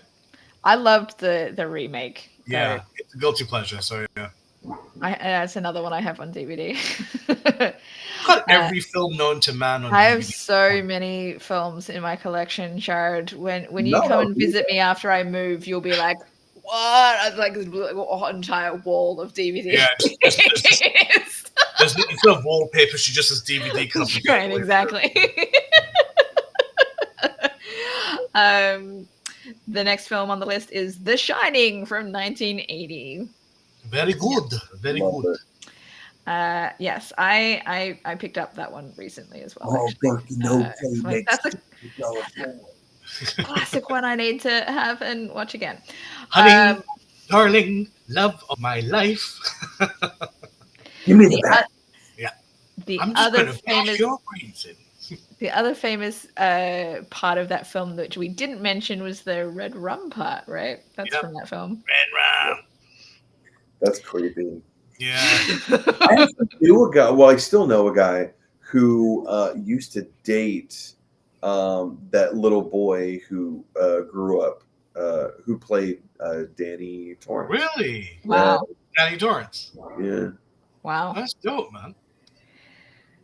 Next film on the list is that voice in bed. Red rum. oh, God. And just like that, my erection is gone. Ooh. All right, next film on the list is The Texas Chainsaw Massacre from 1974. I can't remember if I've seen this film. If I have, it was a very, very long time ago. Because obviously I've heard of it from a very, very long time ago. I just don't remember if I ever watched it.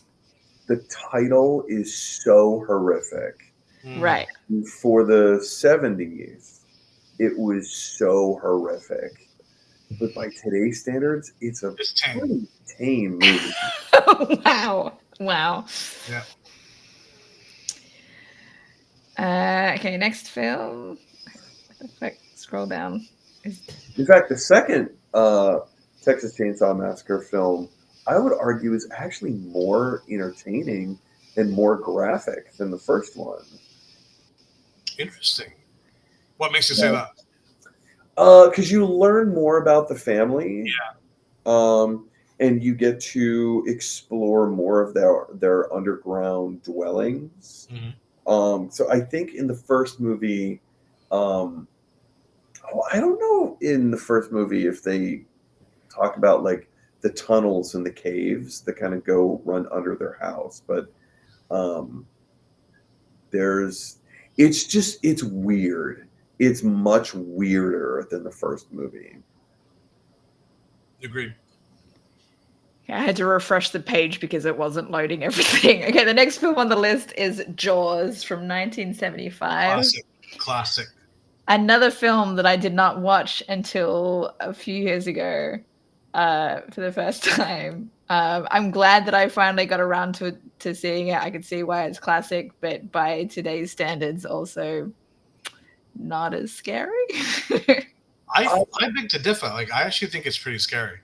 Agreed. Because the scare factor is that there's this thing hiding in a place that you can't see, but that you visit frequently. Right? It's right next door, pretty much, or just down by the beach. Yeah. Yeah. And so, like, if it's underneath you, there's no way of telling if it's underneath you. You know? And I think You could that be alone. You could be surrounded by like 100 people, and it still can get you. Yeah. Mm. Yep. That film was responsible for far too many shark deaths that didn't Yep. need to happen. Yep. Saw from 2004. Yes. How many sequels are there? It is at least 10. 10, I think? Oh, No, 11, including Spiral. Oh. No, 12. Because then there was a movie called Jigsaw. Nice. Yeah. I liked it. I mean, like the twist itself was great.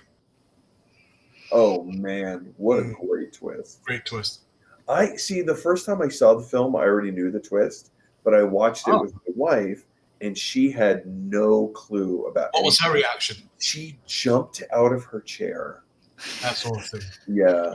I don't remember the twist, so maybe I should rewatch it and be surprised all over again. Maybe you should.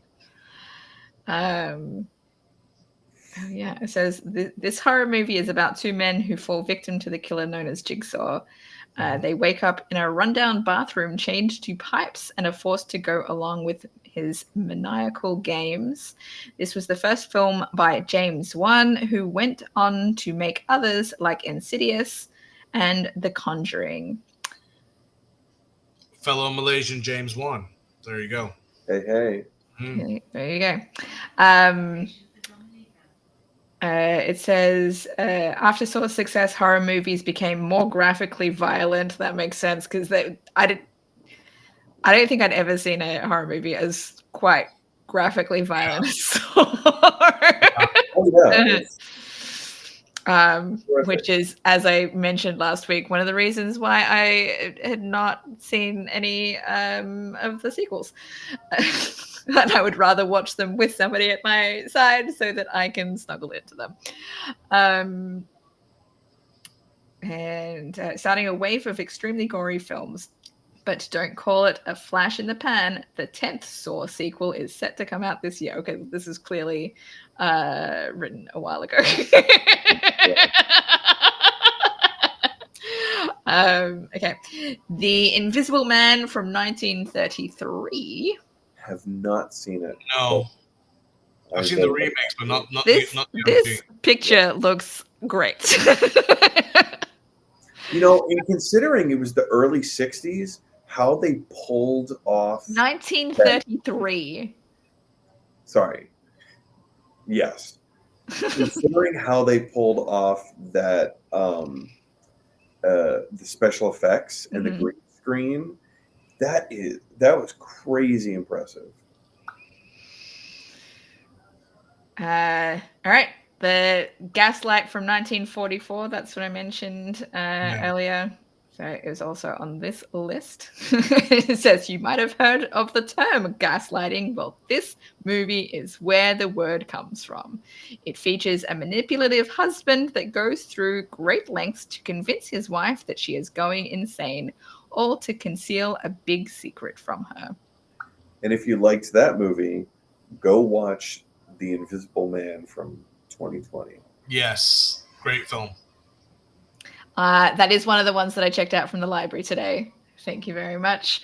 I saw Elizabeth Moss is in it. Oh my god, I love her in Handmaid's Tale, so I'm sure I'll enjoy it. This movie is so good. Carrie from 1976, another film that I have not seen but clearly have to because I am aware of how much of a classic this one is. So earlier you asked the question of like what are some iconic movie moments? Scenes? Yeah.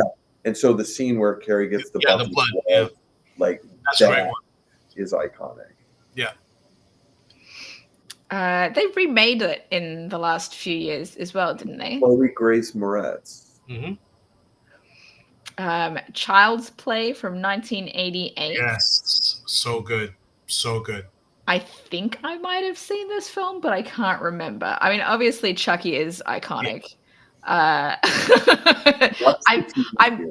It's possible I saw a sequel or something. I'm pretty sure I've seen Chucky in something. I just don't know which one. Child's Play 2 was not as good as the first one, but it was still pretty good. Good. Child's Play 3 was so dumb. It was so dumb.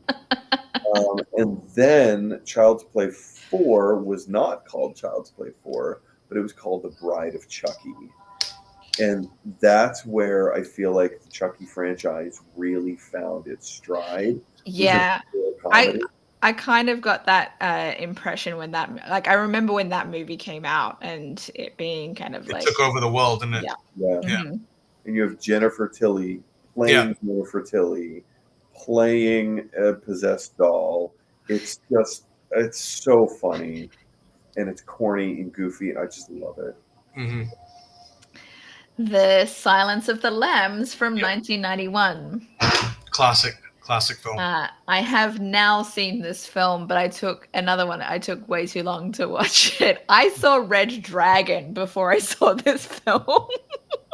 I haven't seen any of the other ones. I've just seen Silence of the Lambs. Red Dragon I watched just because I adored Edward Norton, and he was in it. Mm. That's really, I mean, it's a great film as well, but obviously it's not the original.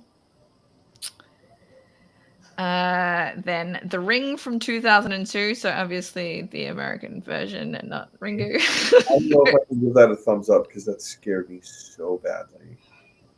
But you have seen it? Yeah. Oh yeah, we talked about that earlier. Yes. The Omen from 1976. So good. I watched it. It's all for you, Damien. Oh yeah.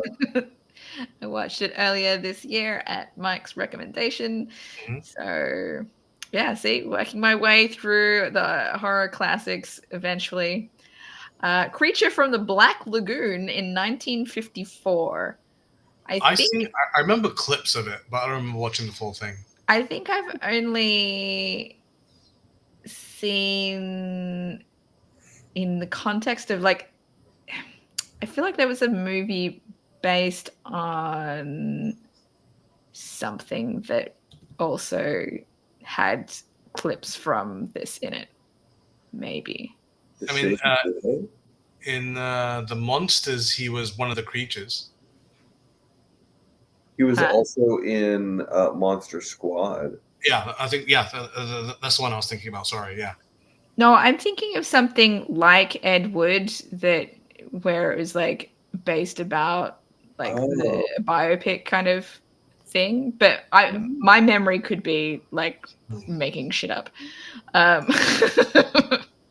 Anyway, the next one on the list is Poltergeist from 1982. This house is clean. Very good. This is another one I have not seen, but I know is a classic and I should see. Yeah. Zelda Rubinstein. It's such a unique look. It was great. The next film is Friday the 13th from 1980. Yep. I have seen that one. I think that was the film where I really understood the kind of messaging from Scream was that if you're not a virgin, you're gonna die. Yeah. Fair enough. Yeah.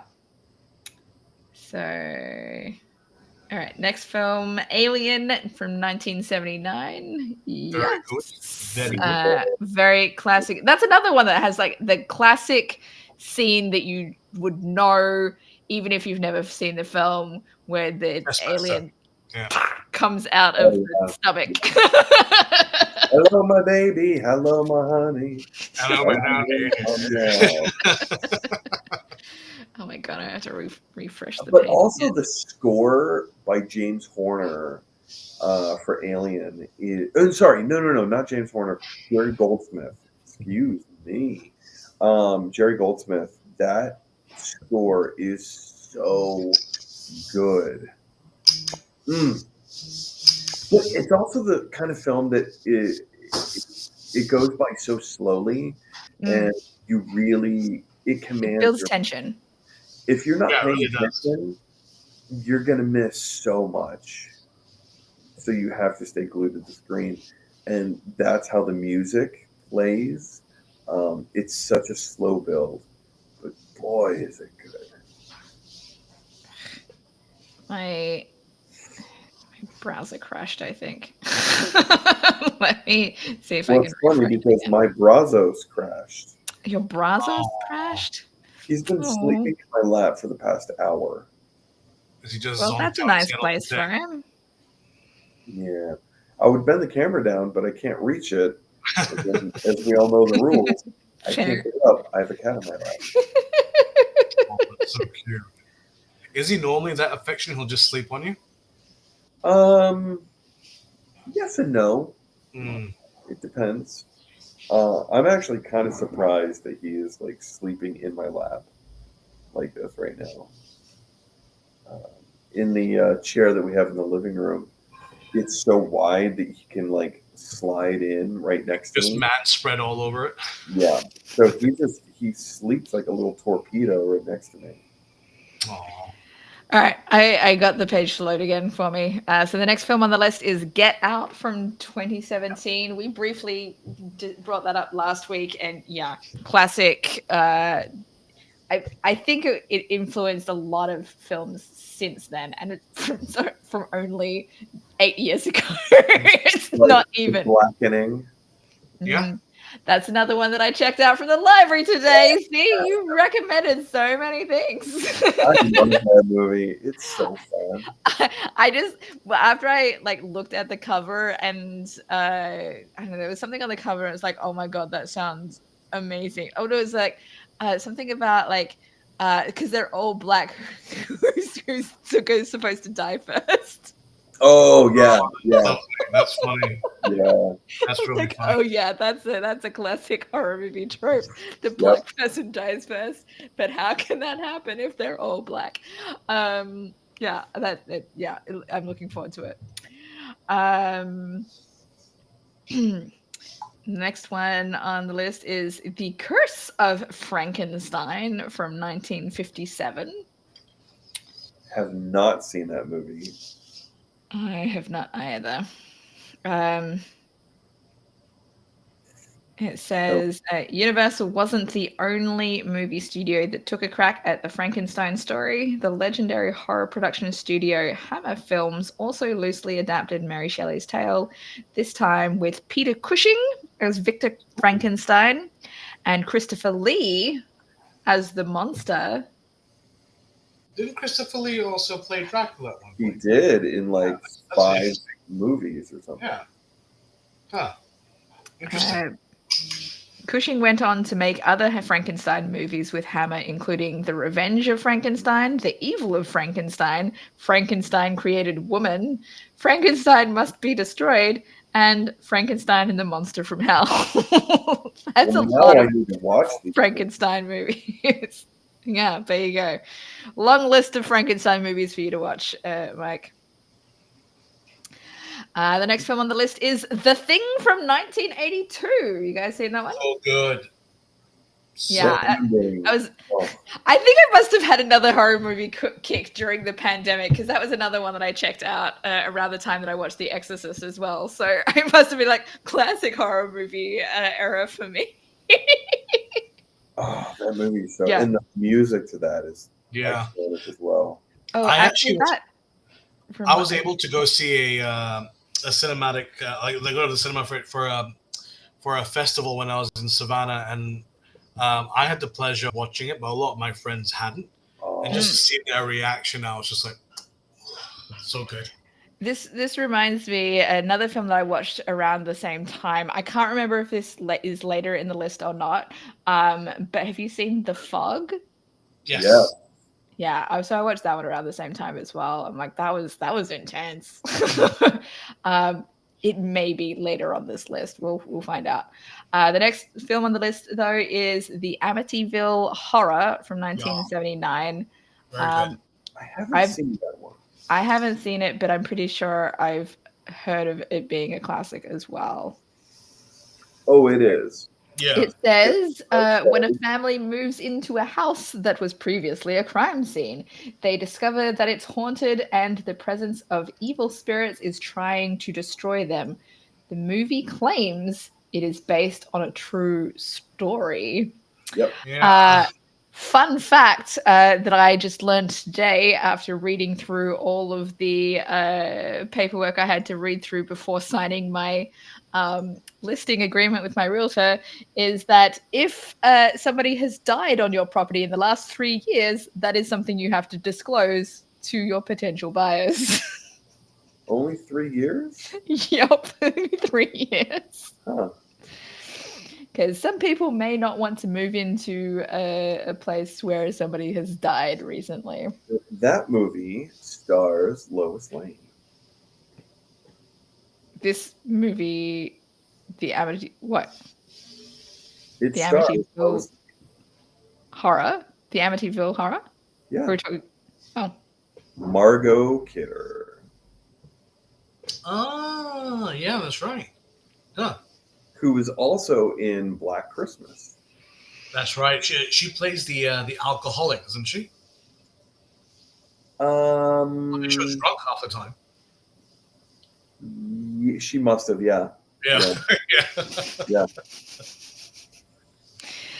the next film on this list is Candyman from 1992, Great. and that is one of the reasons that I watched it last night because I remember seeing it on this list. Yep. So we've already look at this iconic picture from Candyman.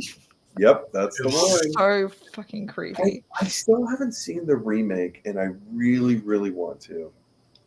I didn't know there was one. I didn't even know there was one. Let me look this up. We did it 3 years ago? 2021. Yeah, it says 2021. Yeah, interesting. So 4 years ago. Huh, but it's Jordan Peele as well. That's interesting. Produced, not directed. Yes. But he wrote it. He wrote it. And he produced it. Yeah, interesting. Huh. One of the things that I thought was actually pretty prominent for this film that I didn't mention earlier is it really calls out the racist segregation in America of the time. Oh, yeah. I don't know how common that was for films to kind of address that sort of thing back in those days, but it felt unique watching it. Yeah. Like even watching it yesterday, right? So yeah. Just wanted to call that out. All right, the next film on the list is American Psycho from 2000. Love it. Love that film. So good. It's so violent. I also have this one on DVD. I don't even remember specifically why I bought it because I've not seen it very many times, and it is very fucking violent. Yeah. Well, I mean, surprisingly, not that many women I know like the film. I wonder why. But you surprised that I have it on DVD then? Yeah, but it's a fantastic film. It is possible. I've decided I'm going to take a drink every single time Dominica says I have it on DVD. Yeah. I don't know that I have that many on this list on DVD, but that's fair. That's a fair call.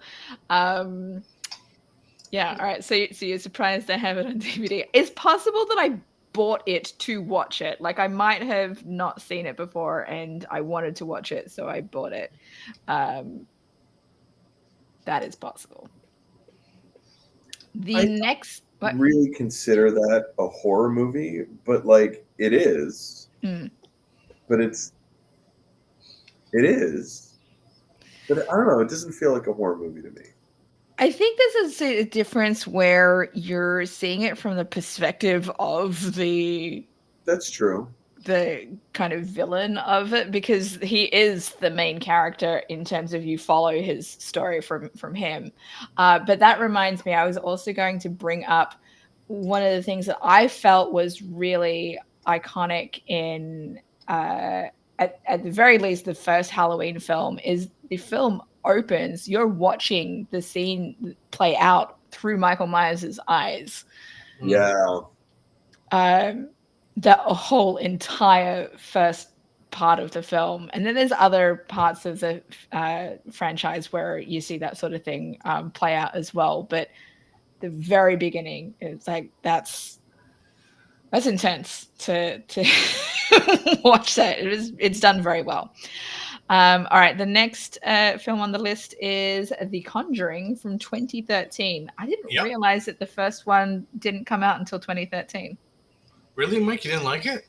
No, Oh, Mike, like he gave us a thumbs down. Because he hasn't seen it. That just seems gross to me. I don't. Again, possession, hauntings, no thanks. Gotcha. I cannot remember if I watched this one. Thing is, though, it's the same thing with any kind of film nowadays. When it does very, very well financially, it's just going to turn into another like juggernaut, isn't it? For better or for worse. Yeah. Mm-hmm. Well, The Last Rites, Conjuring: The Last Rites, which is in theaters right now, I believe, is the highest grossing of the franchise. So there you go. That doesn't surprise me. The trailer made it look amazing, and I was genuinely considering watching that film without having seen the other ones. Genuinely, I'm like, this looks great. So yeah, as I said, doesn't surprise me. Actually, one of the films that I'm pretty sure is not on this list, and I'm surprised is not on this list, is Paranormal Activity. So I feel like that's a franchise that really would have been, you would generally see on a list like this of like rolled out as so many movies came out of that. Yeah. Like 5 or 6. Like Blair Witch created or gave way to creating Paranormal Activity, but there's like 4 or 5 of those movies. Yeah. I don't think I've seen all of them, but I think I've seen 3, maybe 3 of them. All right, the next film on the list is Invasion of the Body Snatchers, 1956. I have not seen this version. I've seen the remake with Jeff Goldblum. He's great. And what's his name? Is it Donald Sutherland or? Yes, Donald Sutherland and Jeff Goldblum. So that's the version I've seen. Wait. There was also a remake in 1993 directed by Bad Lieutenants Abel Ferrara, and in 2007 with Daniel Craig and Nicole Kidman. Huh. I didn't even know about I didn't know about the 2 other remakes. I've only seen the Donald Sutherland and Jeff Goldblum version. Huh. Fair enough. Well, I watched that version because I don't know if they're all set in San Francisco, but I knew that the 1978 one was, and so I watched it while I was a tour guide, and because one of my choice tour guide things in my job was to point out locations that were used in movies set in San Francisco. That's and cool. There's a building right by City Hall in San Francisco. I think it's like the government health offices or something. I can't remember the specific name off the top of my head. And like I recognized it immediately when I saw it in the film. I'm like, I've been there. I know where that is. So like anytime that happens in a film set in San Francisco, I'm like, oh yeah. Recognize that place. I was so good with watching films set in San Francisco for that job to like, and I would just write notes like, this is on our route for the tour. This is on the route. I'm going to point that out. Even if it was a super obscure film that most people hadn't seen. But there were times where I would reference a film and like, maybe most of the people hadn't seen it, but if they had, they're like, yes! They were like super excited that I mentioned That's awesome. it. That's awesome. So, I've never seen that movie, but the only thing that I can think about, and this might actually make the conversation of iconic horror movie moments, is Donald Sutherland at the end of the movie just going, Yes. Yeah. Yes. Yeah. Very classic. And that is also right by City Hall. Those trees are still there. So Wow. yeah. That's so cool. Yeah. Classic stuff. Yeah. Recommend checking it out if you it is creepy, but I don't think it's like super scary. When I was a kid, I remember my parents being very adamant of Invasion of the Body Snatchers. Oh, nope, you were not. And I don't even know when that would have been. Like, did it just like pop up on TV? Were we out and about? Probably. Did somebody Yeah. casually mention it in conversation? I don't know, but It probably would have been something that would have been regularly rerun on TV, I think. Yeah, I think it was pretty big back in the day. Yeah. Yeah, I think so. All right. The next one on the list is Bram Stoker's Dracula in 1992. Keanu Reeves with the best accent ever. Yep, so good. I know where the bastard sleeps. I mean, come on, Keanu. Who are you kidding?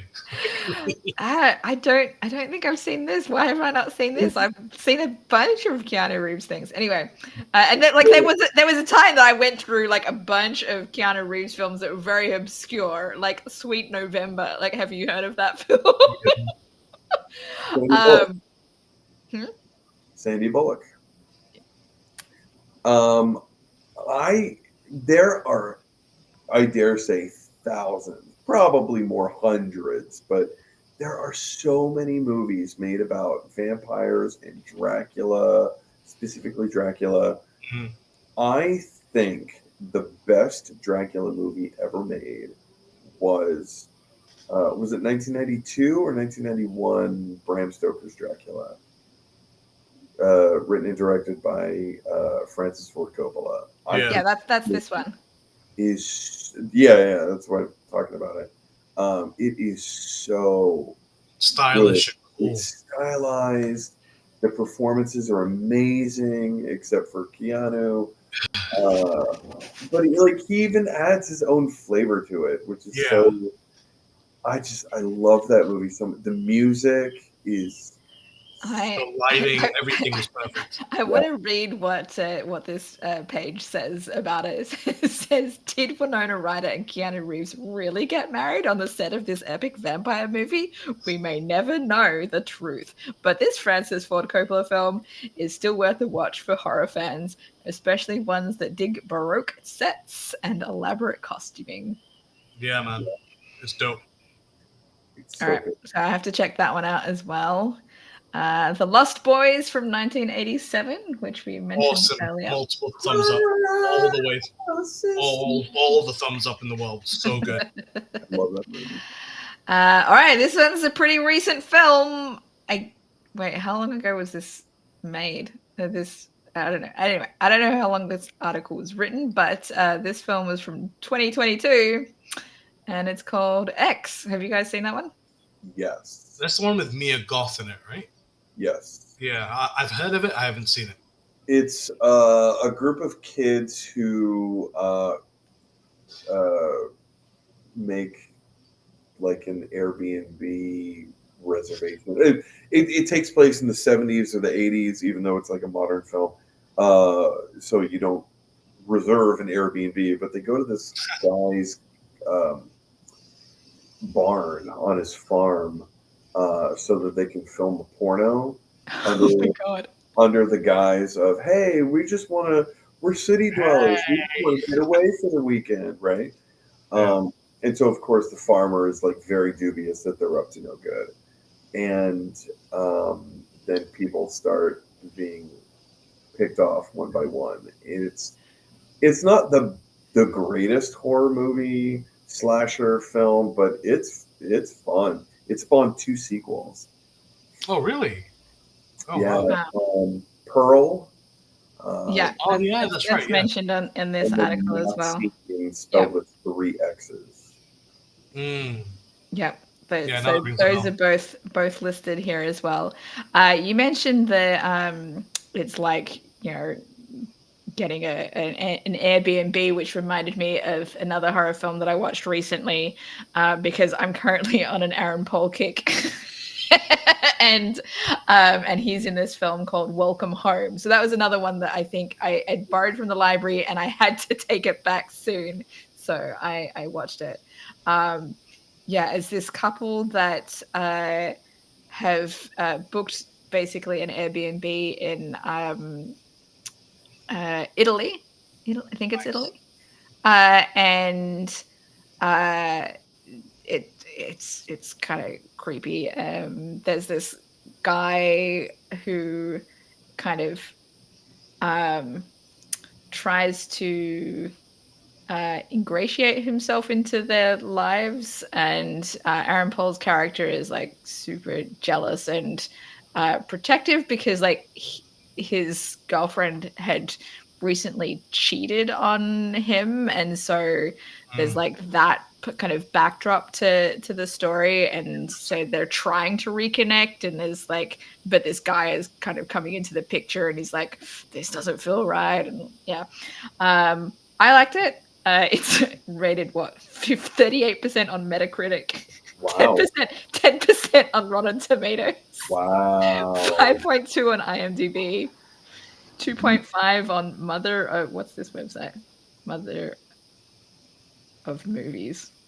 So a lot of people apparently didn't like it. I thought it was interesting. Speaking of Airbnb movies, did anyone see Barbarian? Yes, Barbarian. That's what I was just looking up. So good. That was a really good movie. Yeah. All right, settle down. I need to get through the other movies you've recommended that I just borrowed. Airbnb tangent. Yeah. No, it's fine. All right, next movie on this list is, I have a bunch of chat comments that I need to go back to as well, but I want to go through the list first. Eraserhead from 1977. You guys seen that one? Heard of it, never seen it. It is written and directed by David Lynch. Right. Again, it's been on my to-watch list, and I know it's a psychological fuck you up kind of movie. So many of David Lynch's films.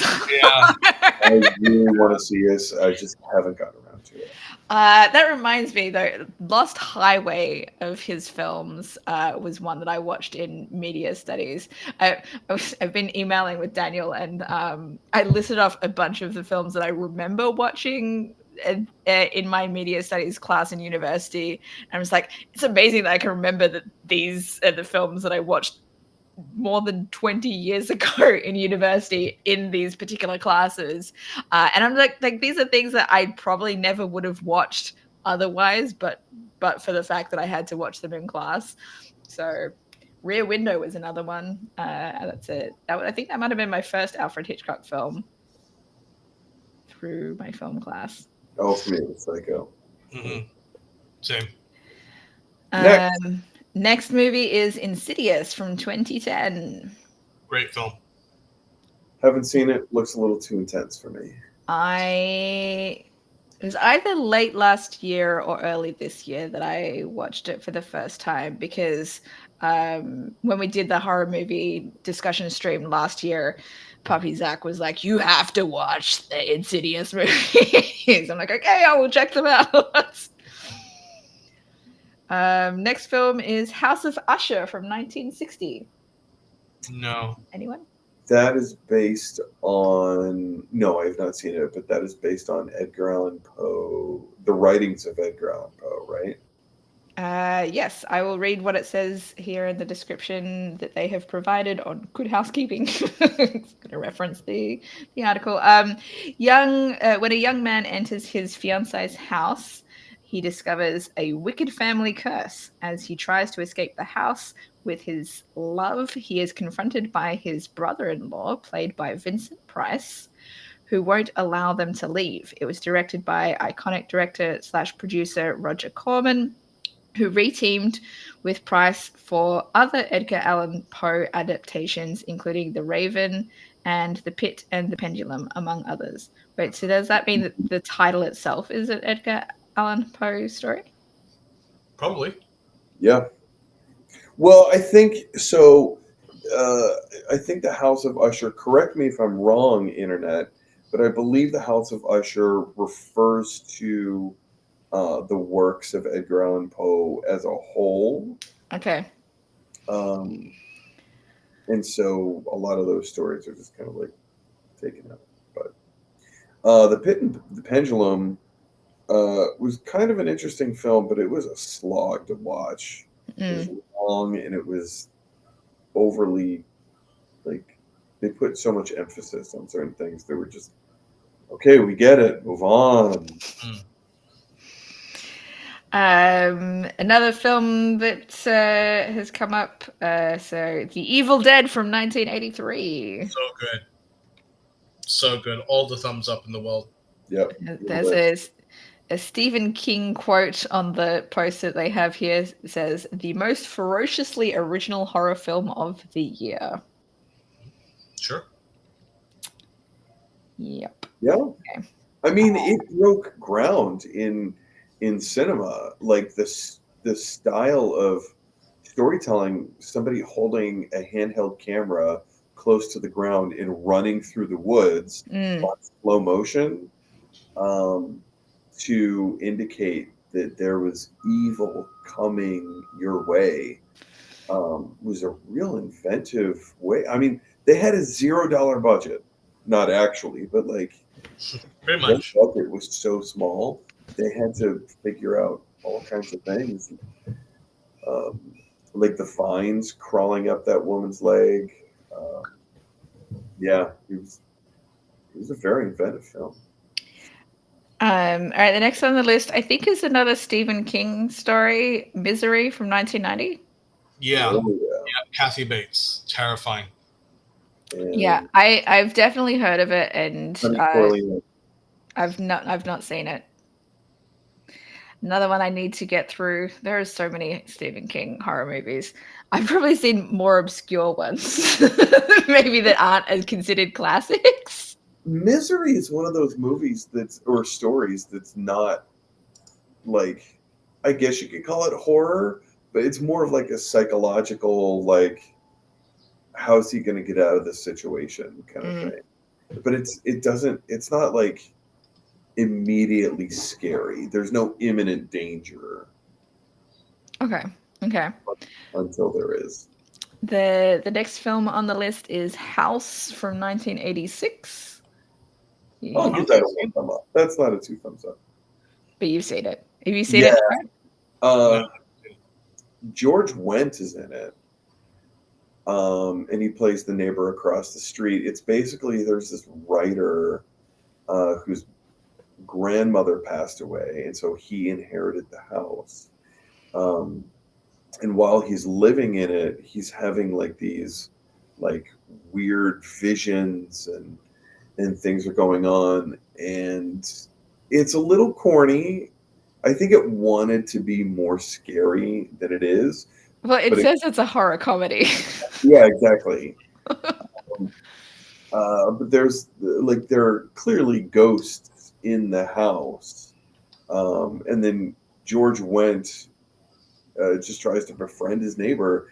And this guy's like, come on over. We need to videotape this door because there's like this skeleton man dressed in army fatigues and a helmet who like bursts through the closet door with a rifle, and it's silly and weird. It was a fun watch. Now the sequel, I love the name of the sequel. It's called House 2: The Second Story. Nice. Nice. Classic double meaning. The second one. It's funny because it's ironic rather because it takes place in the basement. Yeah. That one is really cheap. I like that. Classic. It's like weird science level cheesy. All right, the next film on the list is Final Destination from 2000, which spawned a whole franchise as well, as we briefly discussed last week because of the most recent one coming out this year, Bloodlines. Bloodlines is the best in my opinion. I agree. Yeah. Bloodlines was Very good. I was also like obsessed with the first one when it came out. As a, you want to get your drink ready, Mike? Oh yeah. Because I have Final Destination on DVD. There you go. Mhm. Oh, very nice. In fact, I also have it on Blu-ray now because I bought the 5 movie set. In a DVD, in a Blu-ray set. It was like super cheap. Like I can get 5 because I was like, it was around the time that I was trying to watch them all back to back, and it was so hard That's to ambitious. get a hold of them from the library. Like I'd requested, I think 5, number 5 from the library, or and it was taking forever to get to me. I'm like, oh, God, I'll just fucking buy it then.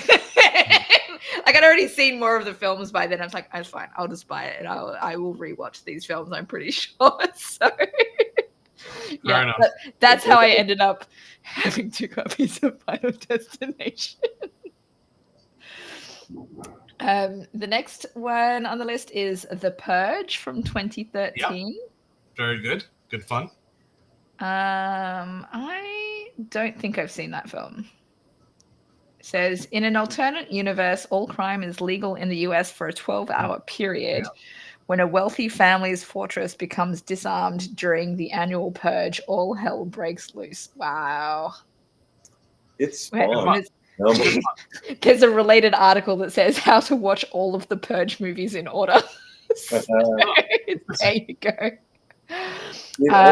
The first one's the only one in that franchise that I've seen, and it was really good. And it has Ethan Hawke in it. Mm-hmm. Who was also in The Black Phone, which you recommended last week. And he was also in Sinister. In Sinister. There you go. The next movie on the list, which is very obvious classic, It from 1990. Yeah. Timeless classic. What, Mike? I've never seen. You've never seen it?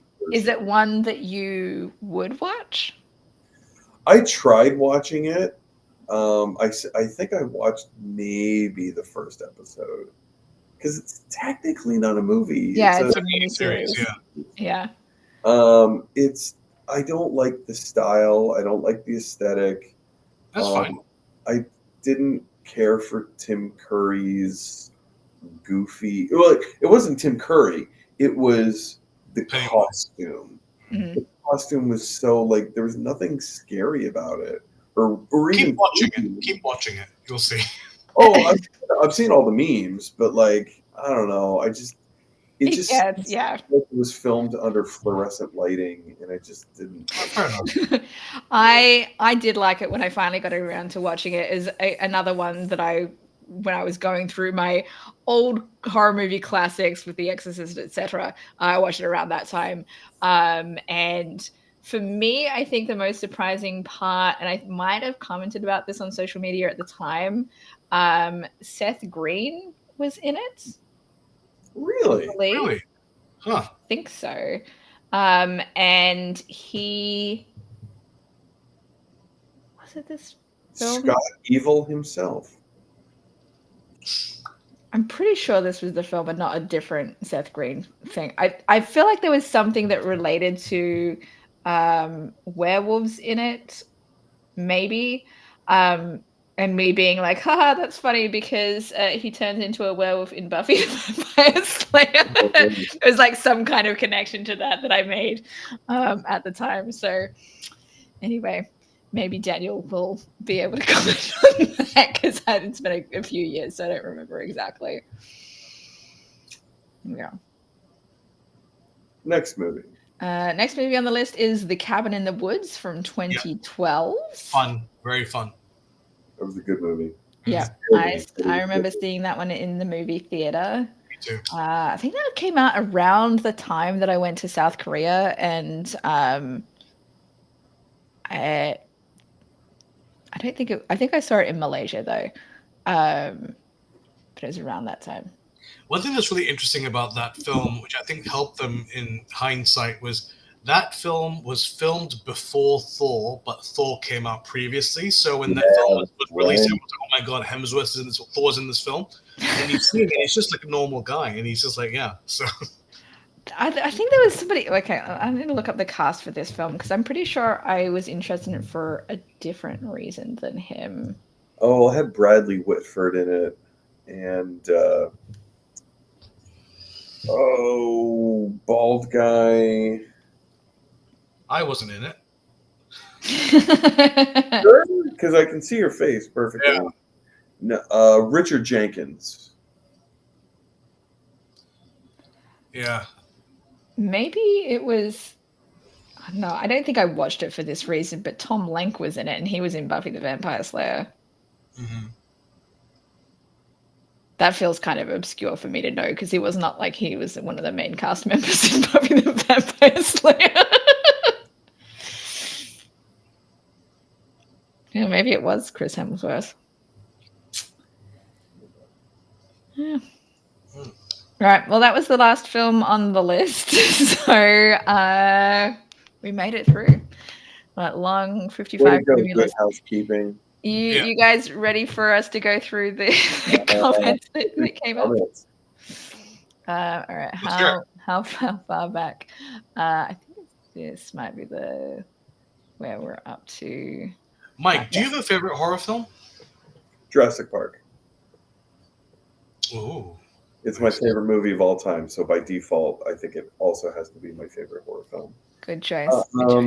So my top 10 movies in order are Jurassic Park, The Blues Brothers, Lord of the Rings, Dead Poets Society, Young Frankenstein, Alfred Hitchcock's Psycho, Empire Records, and then in no particular order, Back to the Future, Indiana Jones, and Star Wars. Nice. So there's 3 horror films in that, which are Jurassic Park, Young Frankenstein, and that's why it was easy for you to bring out the pre-1970, and then he said if it was pre-1980. Yeah. But there's so many other truly great horror films that I love, that I think are just absolutely amazing. But how about you? I don't know. I think it's hard though. Like I think horror-wise, I think nostalgia goes a very, very long way. Oh for yeah. me. And I don't know if it holds up today, but Fright Night that one is always holds a very close spot to my heart. Yeah, Chris Sarandon, it was amazing film. Have you seen the remake? Yes. It's really good. It's got David Tennant and Anton Yeltsin. Thank you. It was a good film. Oh, you're forgetting a big name person. Colin Farrell. There you go. Yeah, it was fine. And did you also know that Chris Sarandon actually did a cameo in that film? And yep, he did a cameo. And I remember this. It was my sister and I because we loved the film as kids. And there's a cameo where Chris Sarandon plays a person driving by. And I remember we saw him and then we were like, oh my god, and there was this lady behind us and she started screaming and we were like, another fan was like, and everyone else was like super quiet and they were like, what are you 3 yelling at? And we were like, you have no idea, you've got no idea. That's great. A great film. Yeah. I don't know what my favorite would be. I would probably have to consider what is the horror movie that I've seen the most number of times, which would be and that might be Scream, maybe Scream or Idle Hands, because I've watched that movie a surprising number of times. Good choice. But that is probably not my favorite, so yeah, maybe Scream. I love Halloween. I don't know. There's so many good ones. A lot of good classics. Friday the 13th parts 4, 5, and 6 are particularly good. Do they have some interesting surprise celebrities in them? The way that okay. Is that all? Because the Halloween sequels had a lot of surprising cameo, like famous people in them. Yeah. I don't know. There's something about, because those three movies are all like a continuation of Corey Feldman's character's story, and just the progression of it. I don't know. I liked it. I liked those three movies a lot. Yeah. Maybe I'll have to work my way through that franchise as well, since I've only seen the first one. All right, let's go through our comments in the chat from the beginning of us going through that list. Yes, this is from 9:44 p.m. my time. So yeah, it's like an hour ago. So my dad says, could The Wizard of Oz be called a musical horror film? Absolutely. Yeah. Interesting. I think Return to Oz is more of a horror. Undoubtedly. My mother does not like the original Wizard of Oz because of the flying monkeys and the witch. Like, to her, when she was a little girl and she saw that in theaters for the first time, it scared the crap out of her. Wow. The witch and the monkeys and all that. So she doesn't like it for that reason. Return to Oz is scarier in my opinion. Like, I was super creeped out by the lady who kept changing her heads. Oh yeah, that would do it. Fucking what? Kim hates that movie for that reason. I think it's a great film, but it's creepy. It's so creepy. Yeah. But yeah, I've seen that a bunch of times. I think that might have been one of the ones that we, back in the day when VCRs were a thing, and you, in order to watch films that you wanted to watch, you would just tape them off the TV and then you'd rewatch them. Yeah. Instead of buying them. Return to Oz was one of those films. And now you have to look it up on YouTube and then rip it off of YouTube. There you go. Yep. These days I've been trying to replace having illegal, quote unquote, illegal copies by taping them off the TV to actually have proper media. All right, my dad also says the Boris Karloff mummy movie focuses on some real life superstitions in archaeology that developed later mummy movies related to death after opening tombs. I've heard that the mummy movies that came after the original were much better. I haven't seen them. I've just seen the original, and I was like, Fair. Oh. My dad's next comment, he says, the incredible shrinking man I thought for years was my nightmare until I actually saw it. Okay. I know of the film. I haven't seen it, and I don't know hardly anything about it. Except the parallels between that and Ant-Man.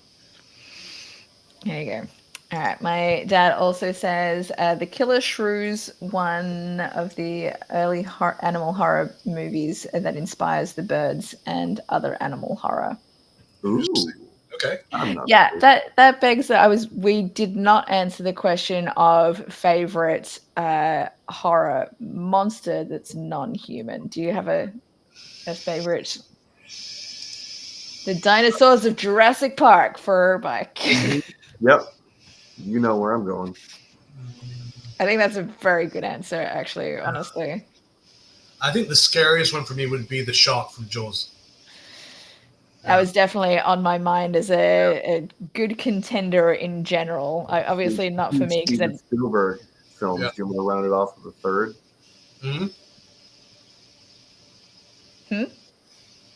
So we have 2 Steven Spielberg movies on the list. Do you want to round it off with the third? A third? What other ones has he done? Wait, was Super 8? No, he was an executive producer. But okay. That was Abrams. That's right. Yeah. That was a horror movie though, wasn't it? Or not? Nah. Not-ish. Science fiction. Okay.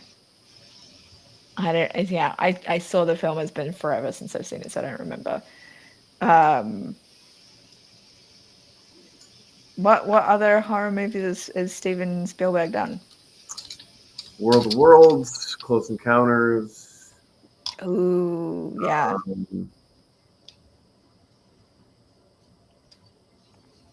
I don't know, but I was just being trite. No, that's fair. I've seen Close Encounters of the Third Kind in part because Devil's Peak is in it, which is a famous site in Wyoming, which my dad would be able to tell you all about because he grew up around that area. I mean, not close to Devil's Peak because it's my dad grew up in Laramie, and it's not super close to that. It's more closer to South Dakota than Laramie is. But yeah, I remember going to Devil's Peak as a kid, and when my ex-husband and I drove through Wyoming to get into South Dakota to see Mount Rushmore back in 2007, I believe it was, we drove back through to where Devil's Tower is, but it was closed because it was winter, so we could only kind of see it from a distance. Yeah. Nice. That would be really cool to go see, though. Yeah, it's, I mean, obviously a very famous site, probably in part because of Close Encounters of the Third Kind. All right, my dad put Gremlins on that list too. Oh yeah. I need to rewatch those. I picked up the 2 films for less than $5. Nice. And like that's great. I need to rewatch The those. Thing as well. Mm-hmm. Oh yeah. And so you have The Thing from 1982, but then they did another version also called The Thing in 2011 with Mary Elizabeth Winstead, which serves as a prequel to. Oh. It was a good film. Yeah, surprisingly, really good. I was gonna say, I think the Xenomorph from Alien is probably would be a top. Even though I've only seen Alien once, I think that is probably for me would be the most classic non-human monster from a horror film. Right. Technically Pennywise too. Yeah. Because he takes on the image of a clown, but he can really, that's why he's called It, because it can be anything. Okay, so my dad says Frankenstein and the monster's name are always an issue, partly marketing problems. I agree. Marketing is the issue with that. I often remember my dad correcting me. My brother and I had made plastic model of the monster. Cool. And Daniel was backing me up by saying, yes, Donald Sutherland in Invasion of the Body Snatchers. Yep. Okay. And then he says the Nicole Kidman version sucks. I'll take your word for it, Daniel. We'll not check it out. I don't think I need to see any other versions. The Donald Sutherland and Jeff Goldblum version it's great. Exactly. maybe I should see the earlier version just to compare, but once you have a classic version, then it's like, why do you need to remake this now? All right. Daniel also says Gary Oldman is great in Dracula. Yep, he was awesome. Sure is. My dad says the original Body Snatchers is often associated in my mind with Day of the Triffids and the classic War of the Worlds, which was originally a radio presentation. Interesting fact about the War of the Worlds: when it was originally released on radio, it actually freaked people out because they thought it was real. They thought it was real, and it just blows my mind. But obviously, back then we were at a different time, weren't we? So yeah, awesome. And these days, people still think that things are real that are not real. people will believe anything. Yeah. My dad says probably having company soon. Okay, so my dad That's nice. might not be watching it now, but he always continues or finishes it after the fact anyway. So Daniel, I think, is probably still here. He says, yes, the Mia Goth one, it's got a sequel called Pearl and a third one called Maxine. So obviously he wrote that before Mike also said the same thing. Sorry, delay. This is what happens when I don't bring up the chat too much later. Okay, he also says, if you really want a fuck with your mind movie, watch Videodrome. Video. I fucking love I Videodrome. haven't seen it. I love Videodrome. It's James Woods. How old is it? 1983. Yeah. Okay. David Cronenberg. Okay. Yep. David Cronenberg film. I think Videodrome is David Cronenberg's best movie. A lot of people will say The Fly with Jeff Goldblum, but I really do think that it's Videodrome. I don't even know if you can call it an allegory, but it's about sex in visual art and how penetration doesn't just happen with women, like male penetration going into women, but anyone can be penetrated, and how you deal with that penetration influences those around you. It has ripple effects. Yeah. Right. Interesting. It's so fucking clever, and it is so visually disturbing. Because there's this whole sequence where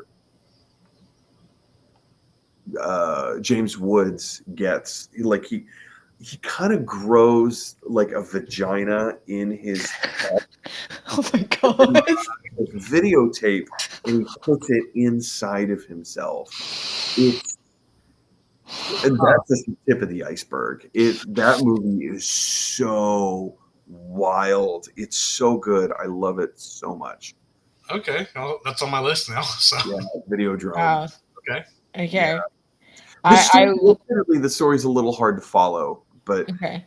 Because it doesn't really make all that much sense. But, yeah, some filmmakers like to make those kinds of films, like David Lynch, for example. A lot of people don't understand his films. All right, Daniel also says, yes, Fall of the House of Usher. Okay. Wait, is that, so that's the title of the Edgar Allan Poe story? So Fall of the House of Usher was or is it a sequel series on Netflix. Oh, okay. It's its own thing, and I think it focused maybe a little bit more on the Raven, but I think it's so many collections of Poe stories. Okay. My dad says best horror presenter Elvira, Mistress of the Dark. I remember my dad being obsessed with her. I know her imagery because of how obsessed my dad was with her. He's got good taste. What can you say? It's a very distinct look that she has. So, I've always loved that idea of, hey kids, here we are around the bubbling cauldron, and I guess we're going to watch a little clip of this old horror movie. Yeah. We'll be back soon. It's like the Crypt Keeper. I love that. Yeah. Yeah, the storyteller. I love it. I love it so much. All right, my next comment from my dad says most movies based on Poe stories are over-modified from his short stories. Stories themselves are classic. House of Usher is a Poe story about a family curse. So it's a single story. It's not an anthology thing. Got it. So I'm glad somebody in the audience was able to answer that question for us. Okay. Then he says, just to mention 3D horror, 13 Ghosts example. Oh, I think I've seen that. I That Matthew Lillard film. That was the I think remake. I've seen it. Oh, okay. The There's another one. original, I believe, was a 1960s horror film. Look at you, film scholar. That reminds me of the 13th Floor, which I think might just be a sci-fi, but it's also creepy, right? Hmm. It's been a long time since I've seen it. Very long time. Same. I want to say the 13th Floor is a film adaptation of a Twilight Zone episode, which was also a Goosebumps episode. All right, let's read the Google overview. It says The 13th Floor is a 1999 science fiction film about a computer programmer who investigates his colleague's murder by entering a virtual world they created. Yeah, that sounds It is a remake of the 1973 miniseries World on a Wire and is based on the novel Simulacron 3. Nice. And yep, it came out the same year as The Matrix. Hey. Mm-hmm. I feel like I should rewatch this film. Oh, Vincent D'Onofrio is in it. Oh my! I was obsessed with him watching Law and Order: Criminal Intent with my mum back in also the 90s. So I don't know how I did not remember that he was in that film. Law and Order: Criminal Intent was the only Law and Order I was a cast member on. That's really awesome. Wow. Background cast member, that is. That's awesome. That's still cool to be cool. Anywhere associated with That's very cool. that show. All right, Daniel's next comment is, I don't own the It remake, but I absolutely damn sure own the original It miniseries. Good man. So, wait, I wonder if that means that he was able to answer my comment on Seth Green. I don't think so. Okay, he says, even when Sharad watches Rocky Horror, he still hears Tim Curry going, They all float. They all float. He knows. Ugh. Daniel says, Blues Brothers, thumbs up, one of my top favorites. We're on a mission from God. It's 106 miles to Chicago, wait for full tank of gas, half pack of cigarettes. It's dark, and we're wearing sunglasses. That's awesome. Hit it. Yep. And then my dad says, Michael J. Fox, I was a teenage werewolf. Is that what it was called? I thought it was just Teen Wolf. No. Yeah, Teen Wolf. I was a teenage werewolf, I think, was a different series or a different film. But he was Teen Wolf, right? Is what Yeah. that was his one. And then The Blob with Steve McQueen, and that was the last comment that my dad. Steve McQueen was probably most famous for Bullet. And Escape to Victory, wasn't it? The Great Escape. The Great Escape, thank you. Yeah, Bullet is like one of the most classic San Francisco films that I clearly had to see as a San Francisco tour guide. I'd never seen it before that.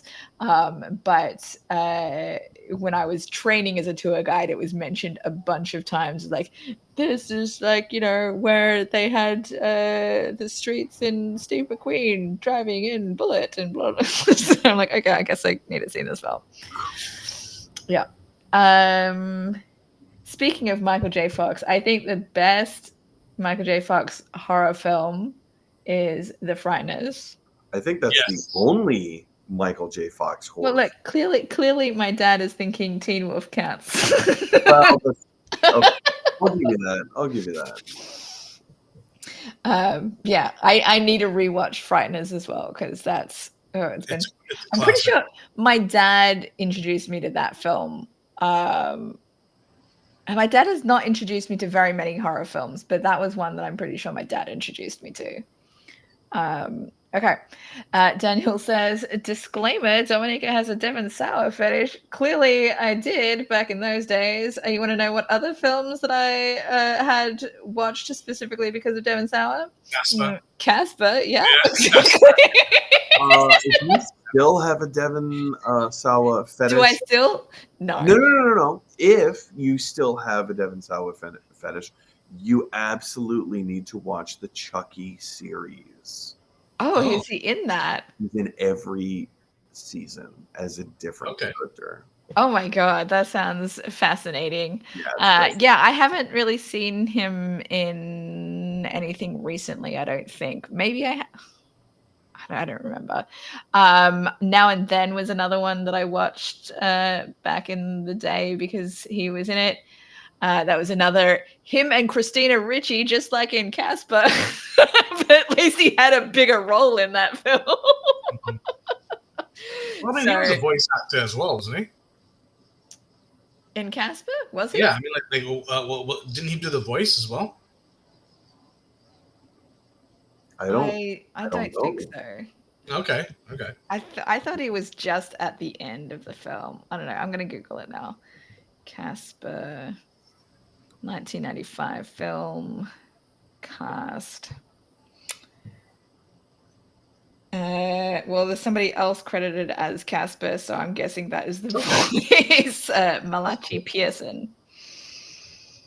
So there you go. Brad Garrett was the voice of Fatso. Everybody loves women. Wow, that's amazing. It's amazing that Daniel could figure out I had a Devon Sawa fetish just from Idle Hands to Final Destination. The hints were there. You know, he was one of those back in the 90s that he was like the pinup for teenage girls in the 90s. So you can't be surprised. I mean, it was either him or Jonathan Taylor Thomas, I think. Well, you know, I liked him too because I also watched Home Improvement. So. What about Leo? Yeah. Leonardo DiCaprio. Leo-G. Yeah, I was not as into him as what my friends seem to be, but I could kind of understand it, especially from Romeo and Juliet. Mm-hmm. Sure. Okay. Next comment from Daniel is waits for Frank's PowerPoint presentation on Wyoming. It's going to be next week if he's already disappeared. Since we no more Devil's Peak, but I'm sure he would love to share more. Mm-hmm. It'll probably be in the comment section. I can read it next week. Oh, wait. This one's a thing for Mike, so I'll wait for him to come back. Daniel also says Steve McQueen was also very good in Papillon. Papillon. Okay. Papillon. I actually watched that film around the same time that I watched Bullet because when I borrowed Bullet from the library, it also came with Papillon. Nice. Okay. There you go. So that is why I have seen that film. Great film. Was he also in The Towering Inferno? I'm not sure. Maybe. I'm sure he was. I don't think so because the lead of that was Gene Hackman. No, not in the main character role. He was Chief O'Halloran. Huh. Oh. Jinx. Wait, who did you say was the Gene Hackman? Oh no! I'm thinking of the boat that flips upside down, the Poseidon Adventure.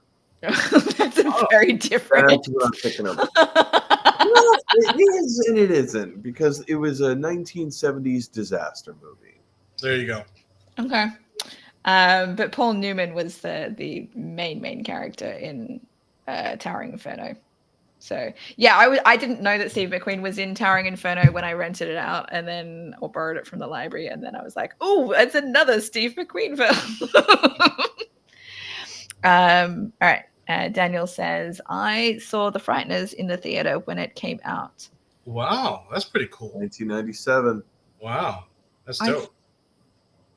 I think I saw it, borrowed it from the video store was when I first saw it. I don't think I saw it in the theater. I honestly don't remember where I saw it the first time. Maybe like on TV playing or something. Yeah, mine was on VHS the first time. All right. Last comment in the chat is from Daniel again. He says, Christina Ricci. Yes, yeah, sir. Yes, sir.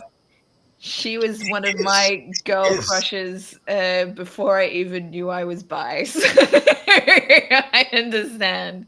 Yeah, I loved her as Wednesday Addams. Obviously, not in a pedophile way. I was around the same age as her, so it's not like it's weird. I got to get a photo with her at a convention in San Francisco. Oh, that's dope. A few years back. Wow. So that was cool. I saw her in Salt Lake City giving it was at Salt Lake City Convention, Fan X Con rather. And she was doing a Q&A panel. She does not strike me. She left a bad taste in my mouth. Let's just. Oh. It was. She just seemed very.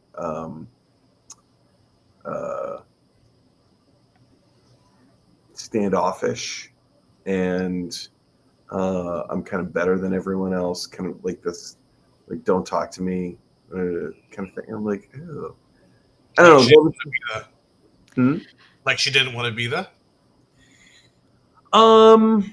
Partly, but also like I don't know. It's hard to explain. It just felt like she. It just felt like she looked down on everybody else. Like no one else was as good as she was. That's a shame. Like I'm happy to take your money, but you mean nothing to me. That's the Wednesday Addams, I think. I don't have an opinion about what I mean.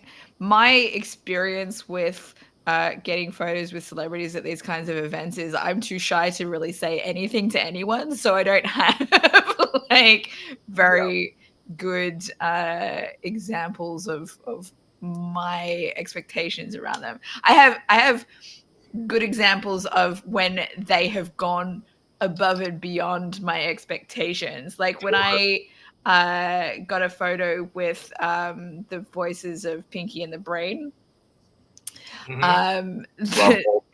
Nice. Rob Paulson, as I was walking in, was like, "Hello, nurse," and I'm like, like it was a very good experience, even though that situation with how old he was, that could have been creepy, but it didn't feel it. Yeah. I do love Rob Paulson. Also, the voice of Donatello in the original Teenage Mutant Ninja Turtles, and Raphael in the 2012 iteration of Ninja Turtles. Very cool. I didn't know that. He's done a lot of stuff. Yeah. All right. I guess that's the end of the chat comments. Anything else that you want to discuss? One more question for you guys. Let's hear it. In the vein of movies like Casper or Beetlejuice, what are some childhood spooky Halloween movies that you just loved? Oh, Addams Family. 100%. Addams Family. And Addams Family Values. Like the Thanksgiving scene where Wednesday Addams is like just not having so classic. I think for me, like, do you guys remember Hocus Pocus? Of course. Yeah, that one, and like that one was great. And I think that was the first time I remember seeing what's her name, Sarah Jessica Parker or something, and I was like, whoa, as a kid. So I'm sorry, you didn't have that reaction with Bette Midler? Or Kathy Najimy? Yeah. Oh, that's so funny. Like that you would mention that because part of the email exchange that I've had with Daniel just recently, we were talking about Rat Race, and I mentioned that John Lovitz is taking his family to the Nazi Museum, and he brought up his wife, who was Kathy Najimy. So she's so fun. She's so fun. That sequence in that movie, like, I fell out of my chair laughing so hard. It's so good. So funny. So good. I know it's off topic, but oh my god, I love that film. I loved it so much. It's like one of the best ensemble casts of any film ever, I think. Like, it's such a great variety. Yeah. Okay, one more comment from Daniel. He says, Pinky, what do you want to do tonight, Brain? Try to freak out the Dominica. Nice. That's what we're gonna do. Wait, Mike, did you answer the question about childhood? I don't know. There's a whole bunch.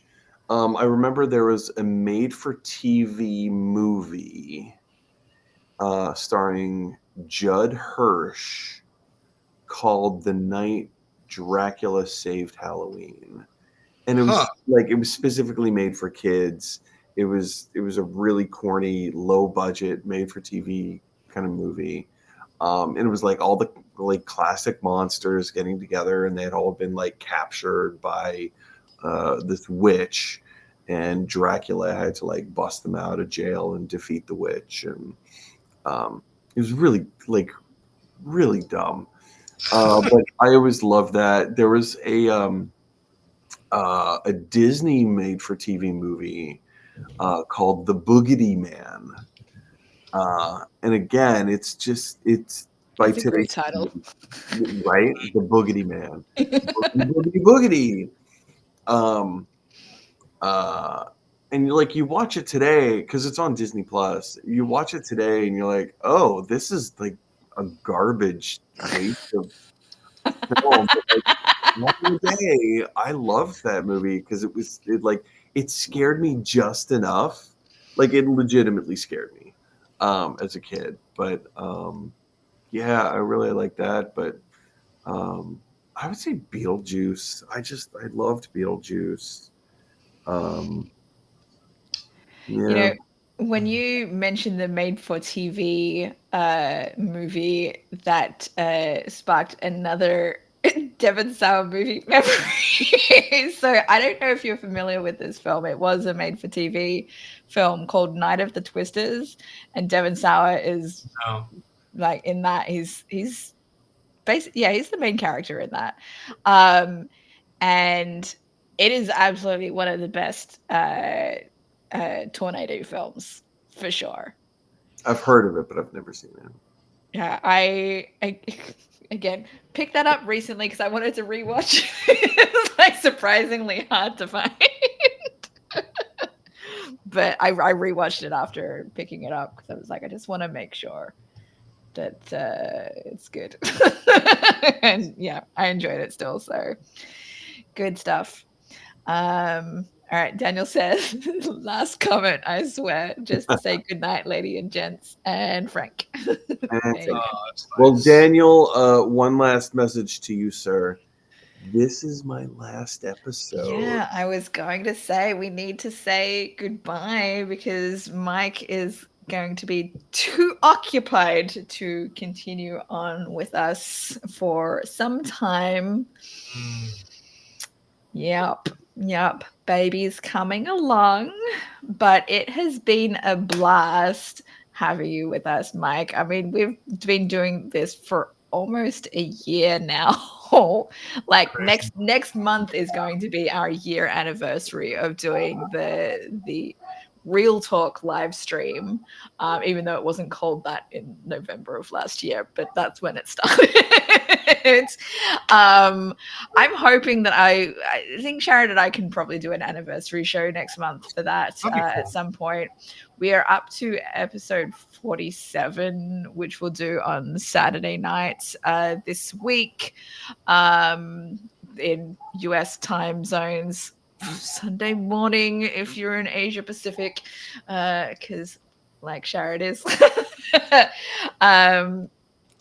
But yeah, I'm excited. I don't know if I'm because I am now at the point where I have genuinely signed my listing agreement with my realtors. Just I'm doing it like I did it with a pen and I did it on my computer. So it's like I didn't even have to re-sign. It was in DocuSign, so I just clicked a button and remembered my signature from the last several times I've used it.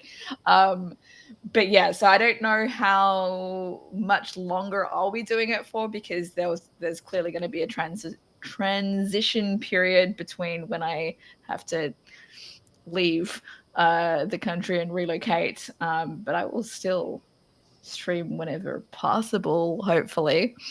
Just may not have the best setup with the lighting that I currently am using and microphones and stuff. We'll see how things go.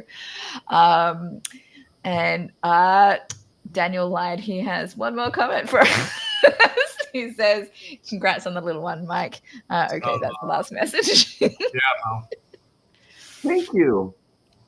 But yeah, it has been a blast. Hopefully there'll be some random times that Mike will be able to join us in the future once things have settled. Yeah. Somewhere down the line. We'll come back. We'll Yeah. come back. Yeah. You guys have been with me through the whole pregnancy journey. You've been with me through the rise and fall of Pineapple Improv. Mm-hmm. Yeah. Thank you. Thanks for this. Thank you. Yeah, it's been great. It is the millennial heart. I can't even. What am I doing right now? There we go. That's good enough. Now go watch Happy Death Day. Happy Death Day.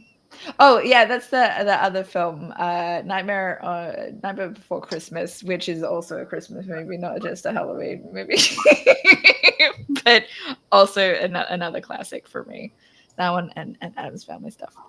All right, that's the end of this show. Don't know when we'll be discussing media topics again in the future. We'll probably be back to our regular streaming time for Real Talk with the Vulnerable Angel next week, but this weekend it's Saturday because we're obviously talking about movies that are horror movies tonight, and so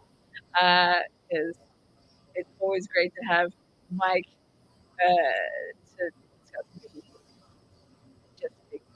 Just as big of a movie nerd, if not more so than the rest of us. Because he also, if you're not aware, had a YouTube channel dedicated to movie discussion stuff too. So go check out Gotta Love Them Movies. It doesn't matter that it's a few years old. You can still check it out. Posted in 4 years. But I was a guest on a few of those episodes. Yeah. Like 3 maybe? Something like that. Something. So yeah, go check them out. And oh wait, my dad has another comment for us before we finish. One last comment. He says, "Look up Vitavu State Camping or Climbing Area for Daniel." So that is where Devil's Tower is. Nice. Cool. Yeah. Well, right. It's been a good run. We've had fun. Now we've got a gun. Almost a little over a week till Halloween, so go out and scare some people over the next week. Yeah. But maybe not babies. All right. Hopefully we'll see some people around on Saturday/Sunday, depending on time zone. And until next time, bye.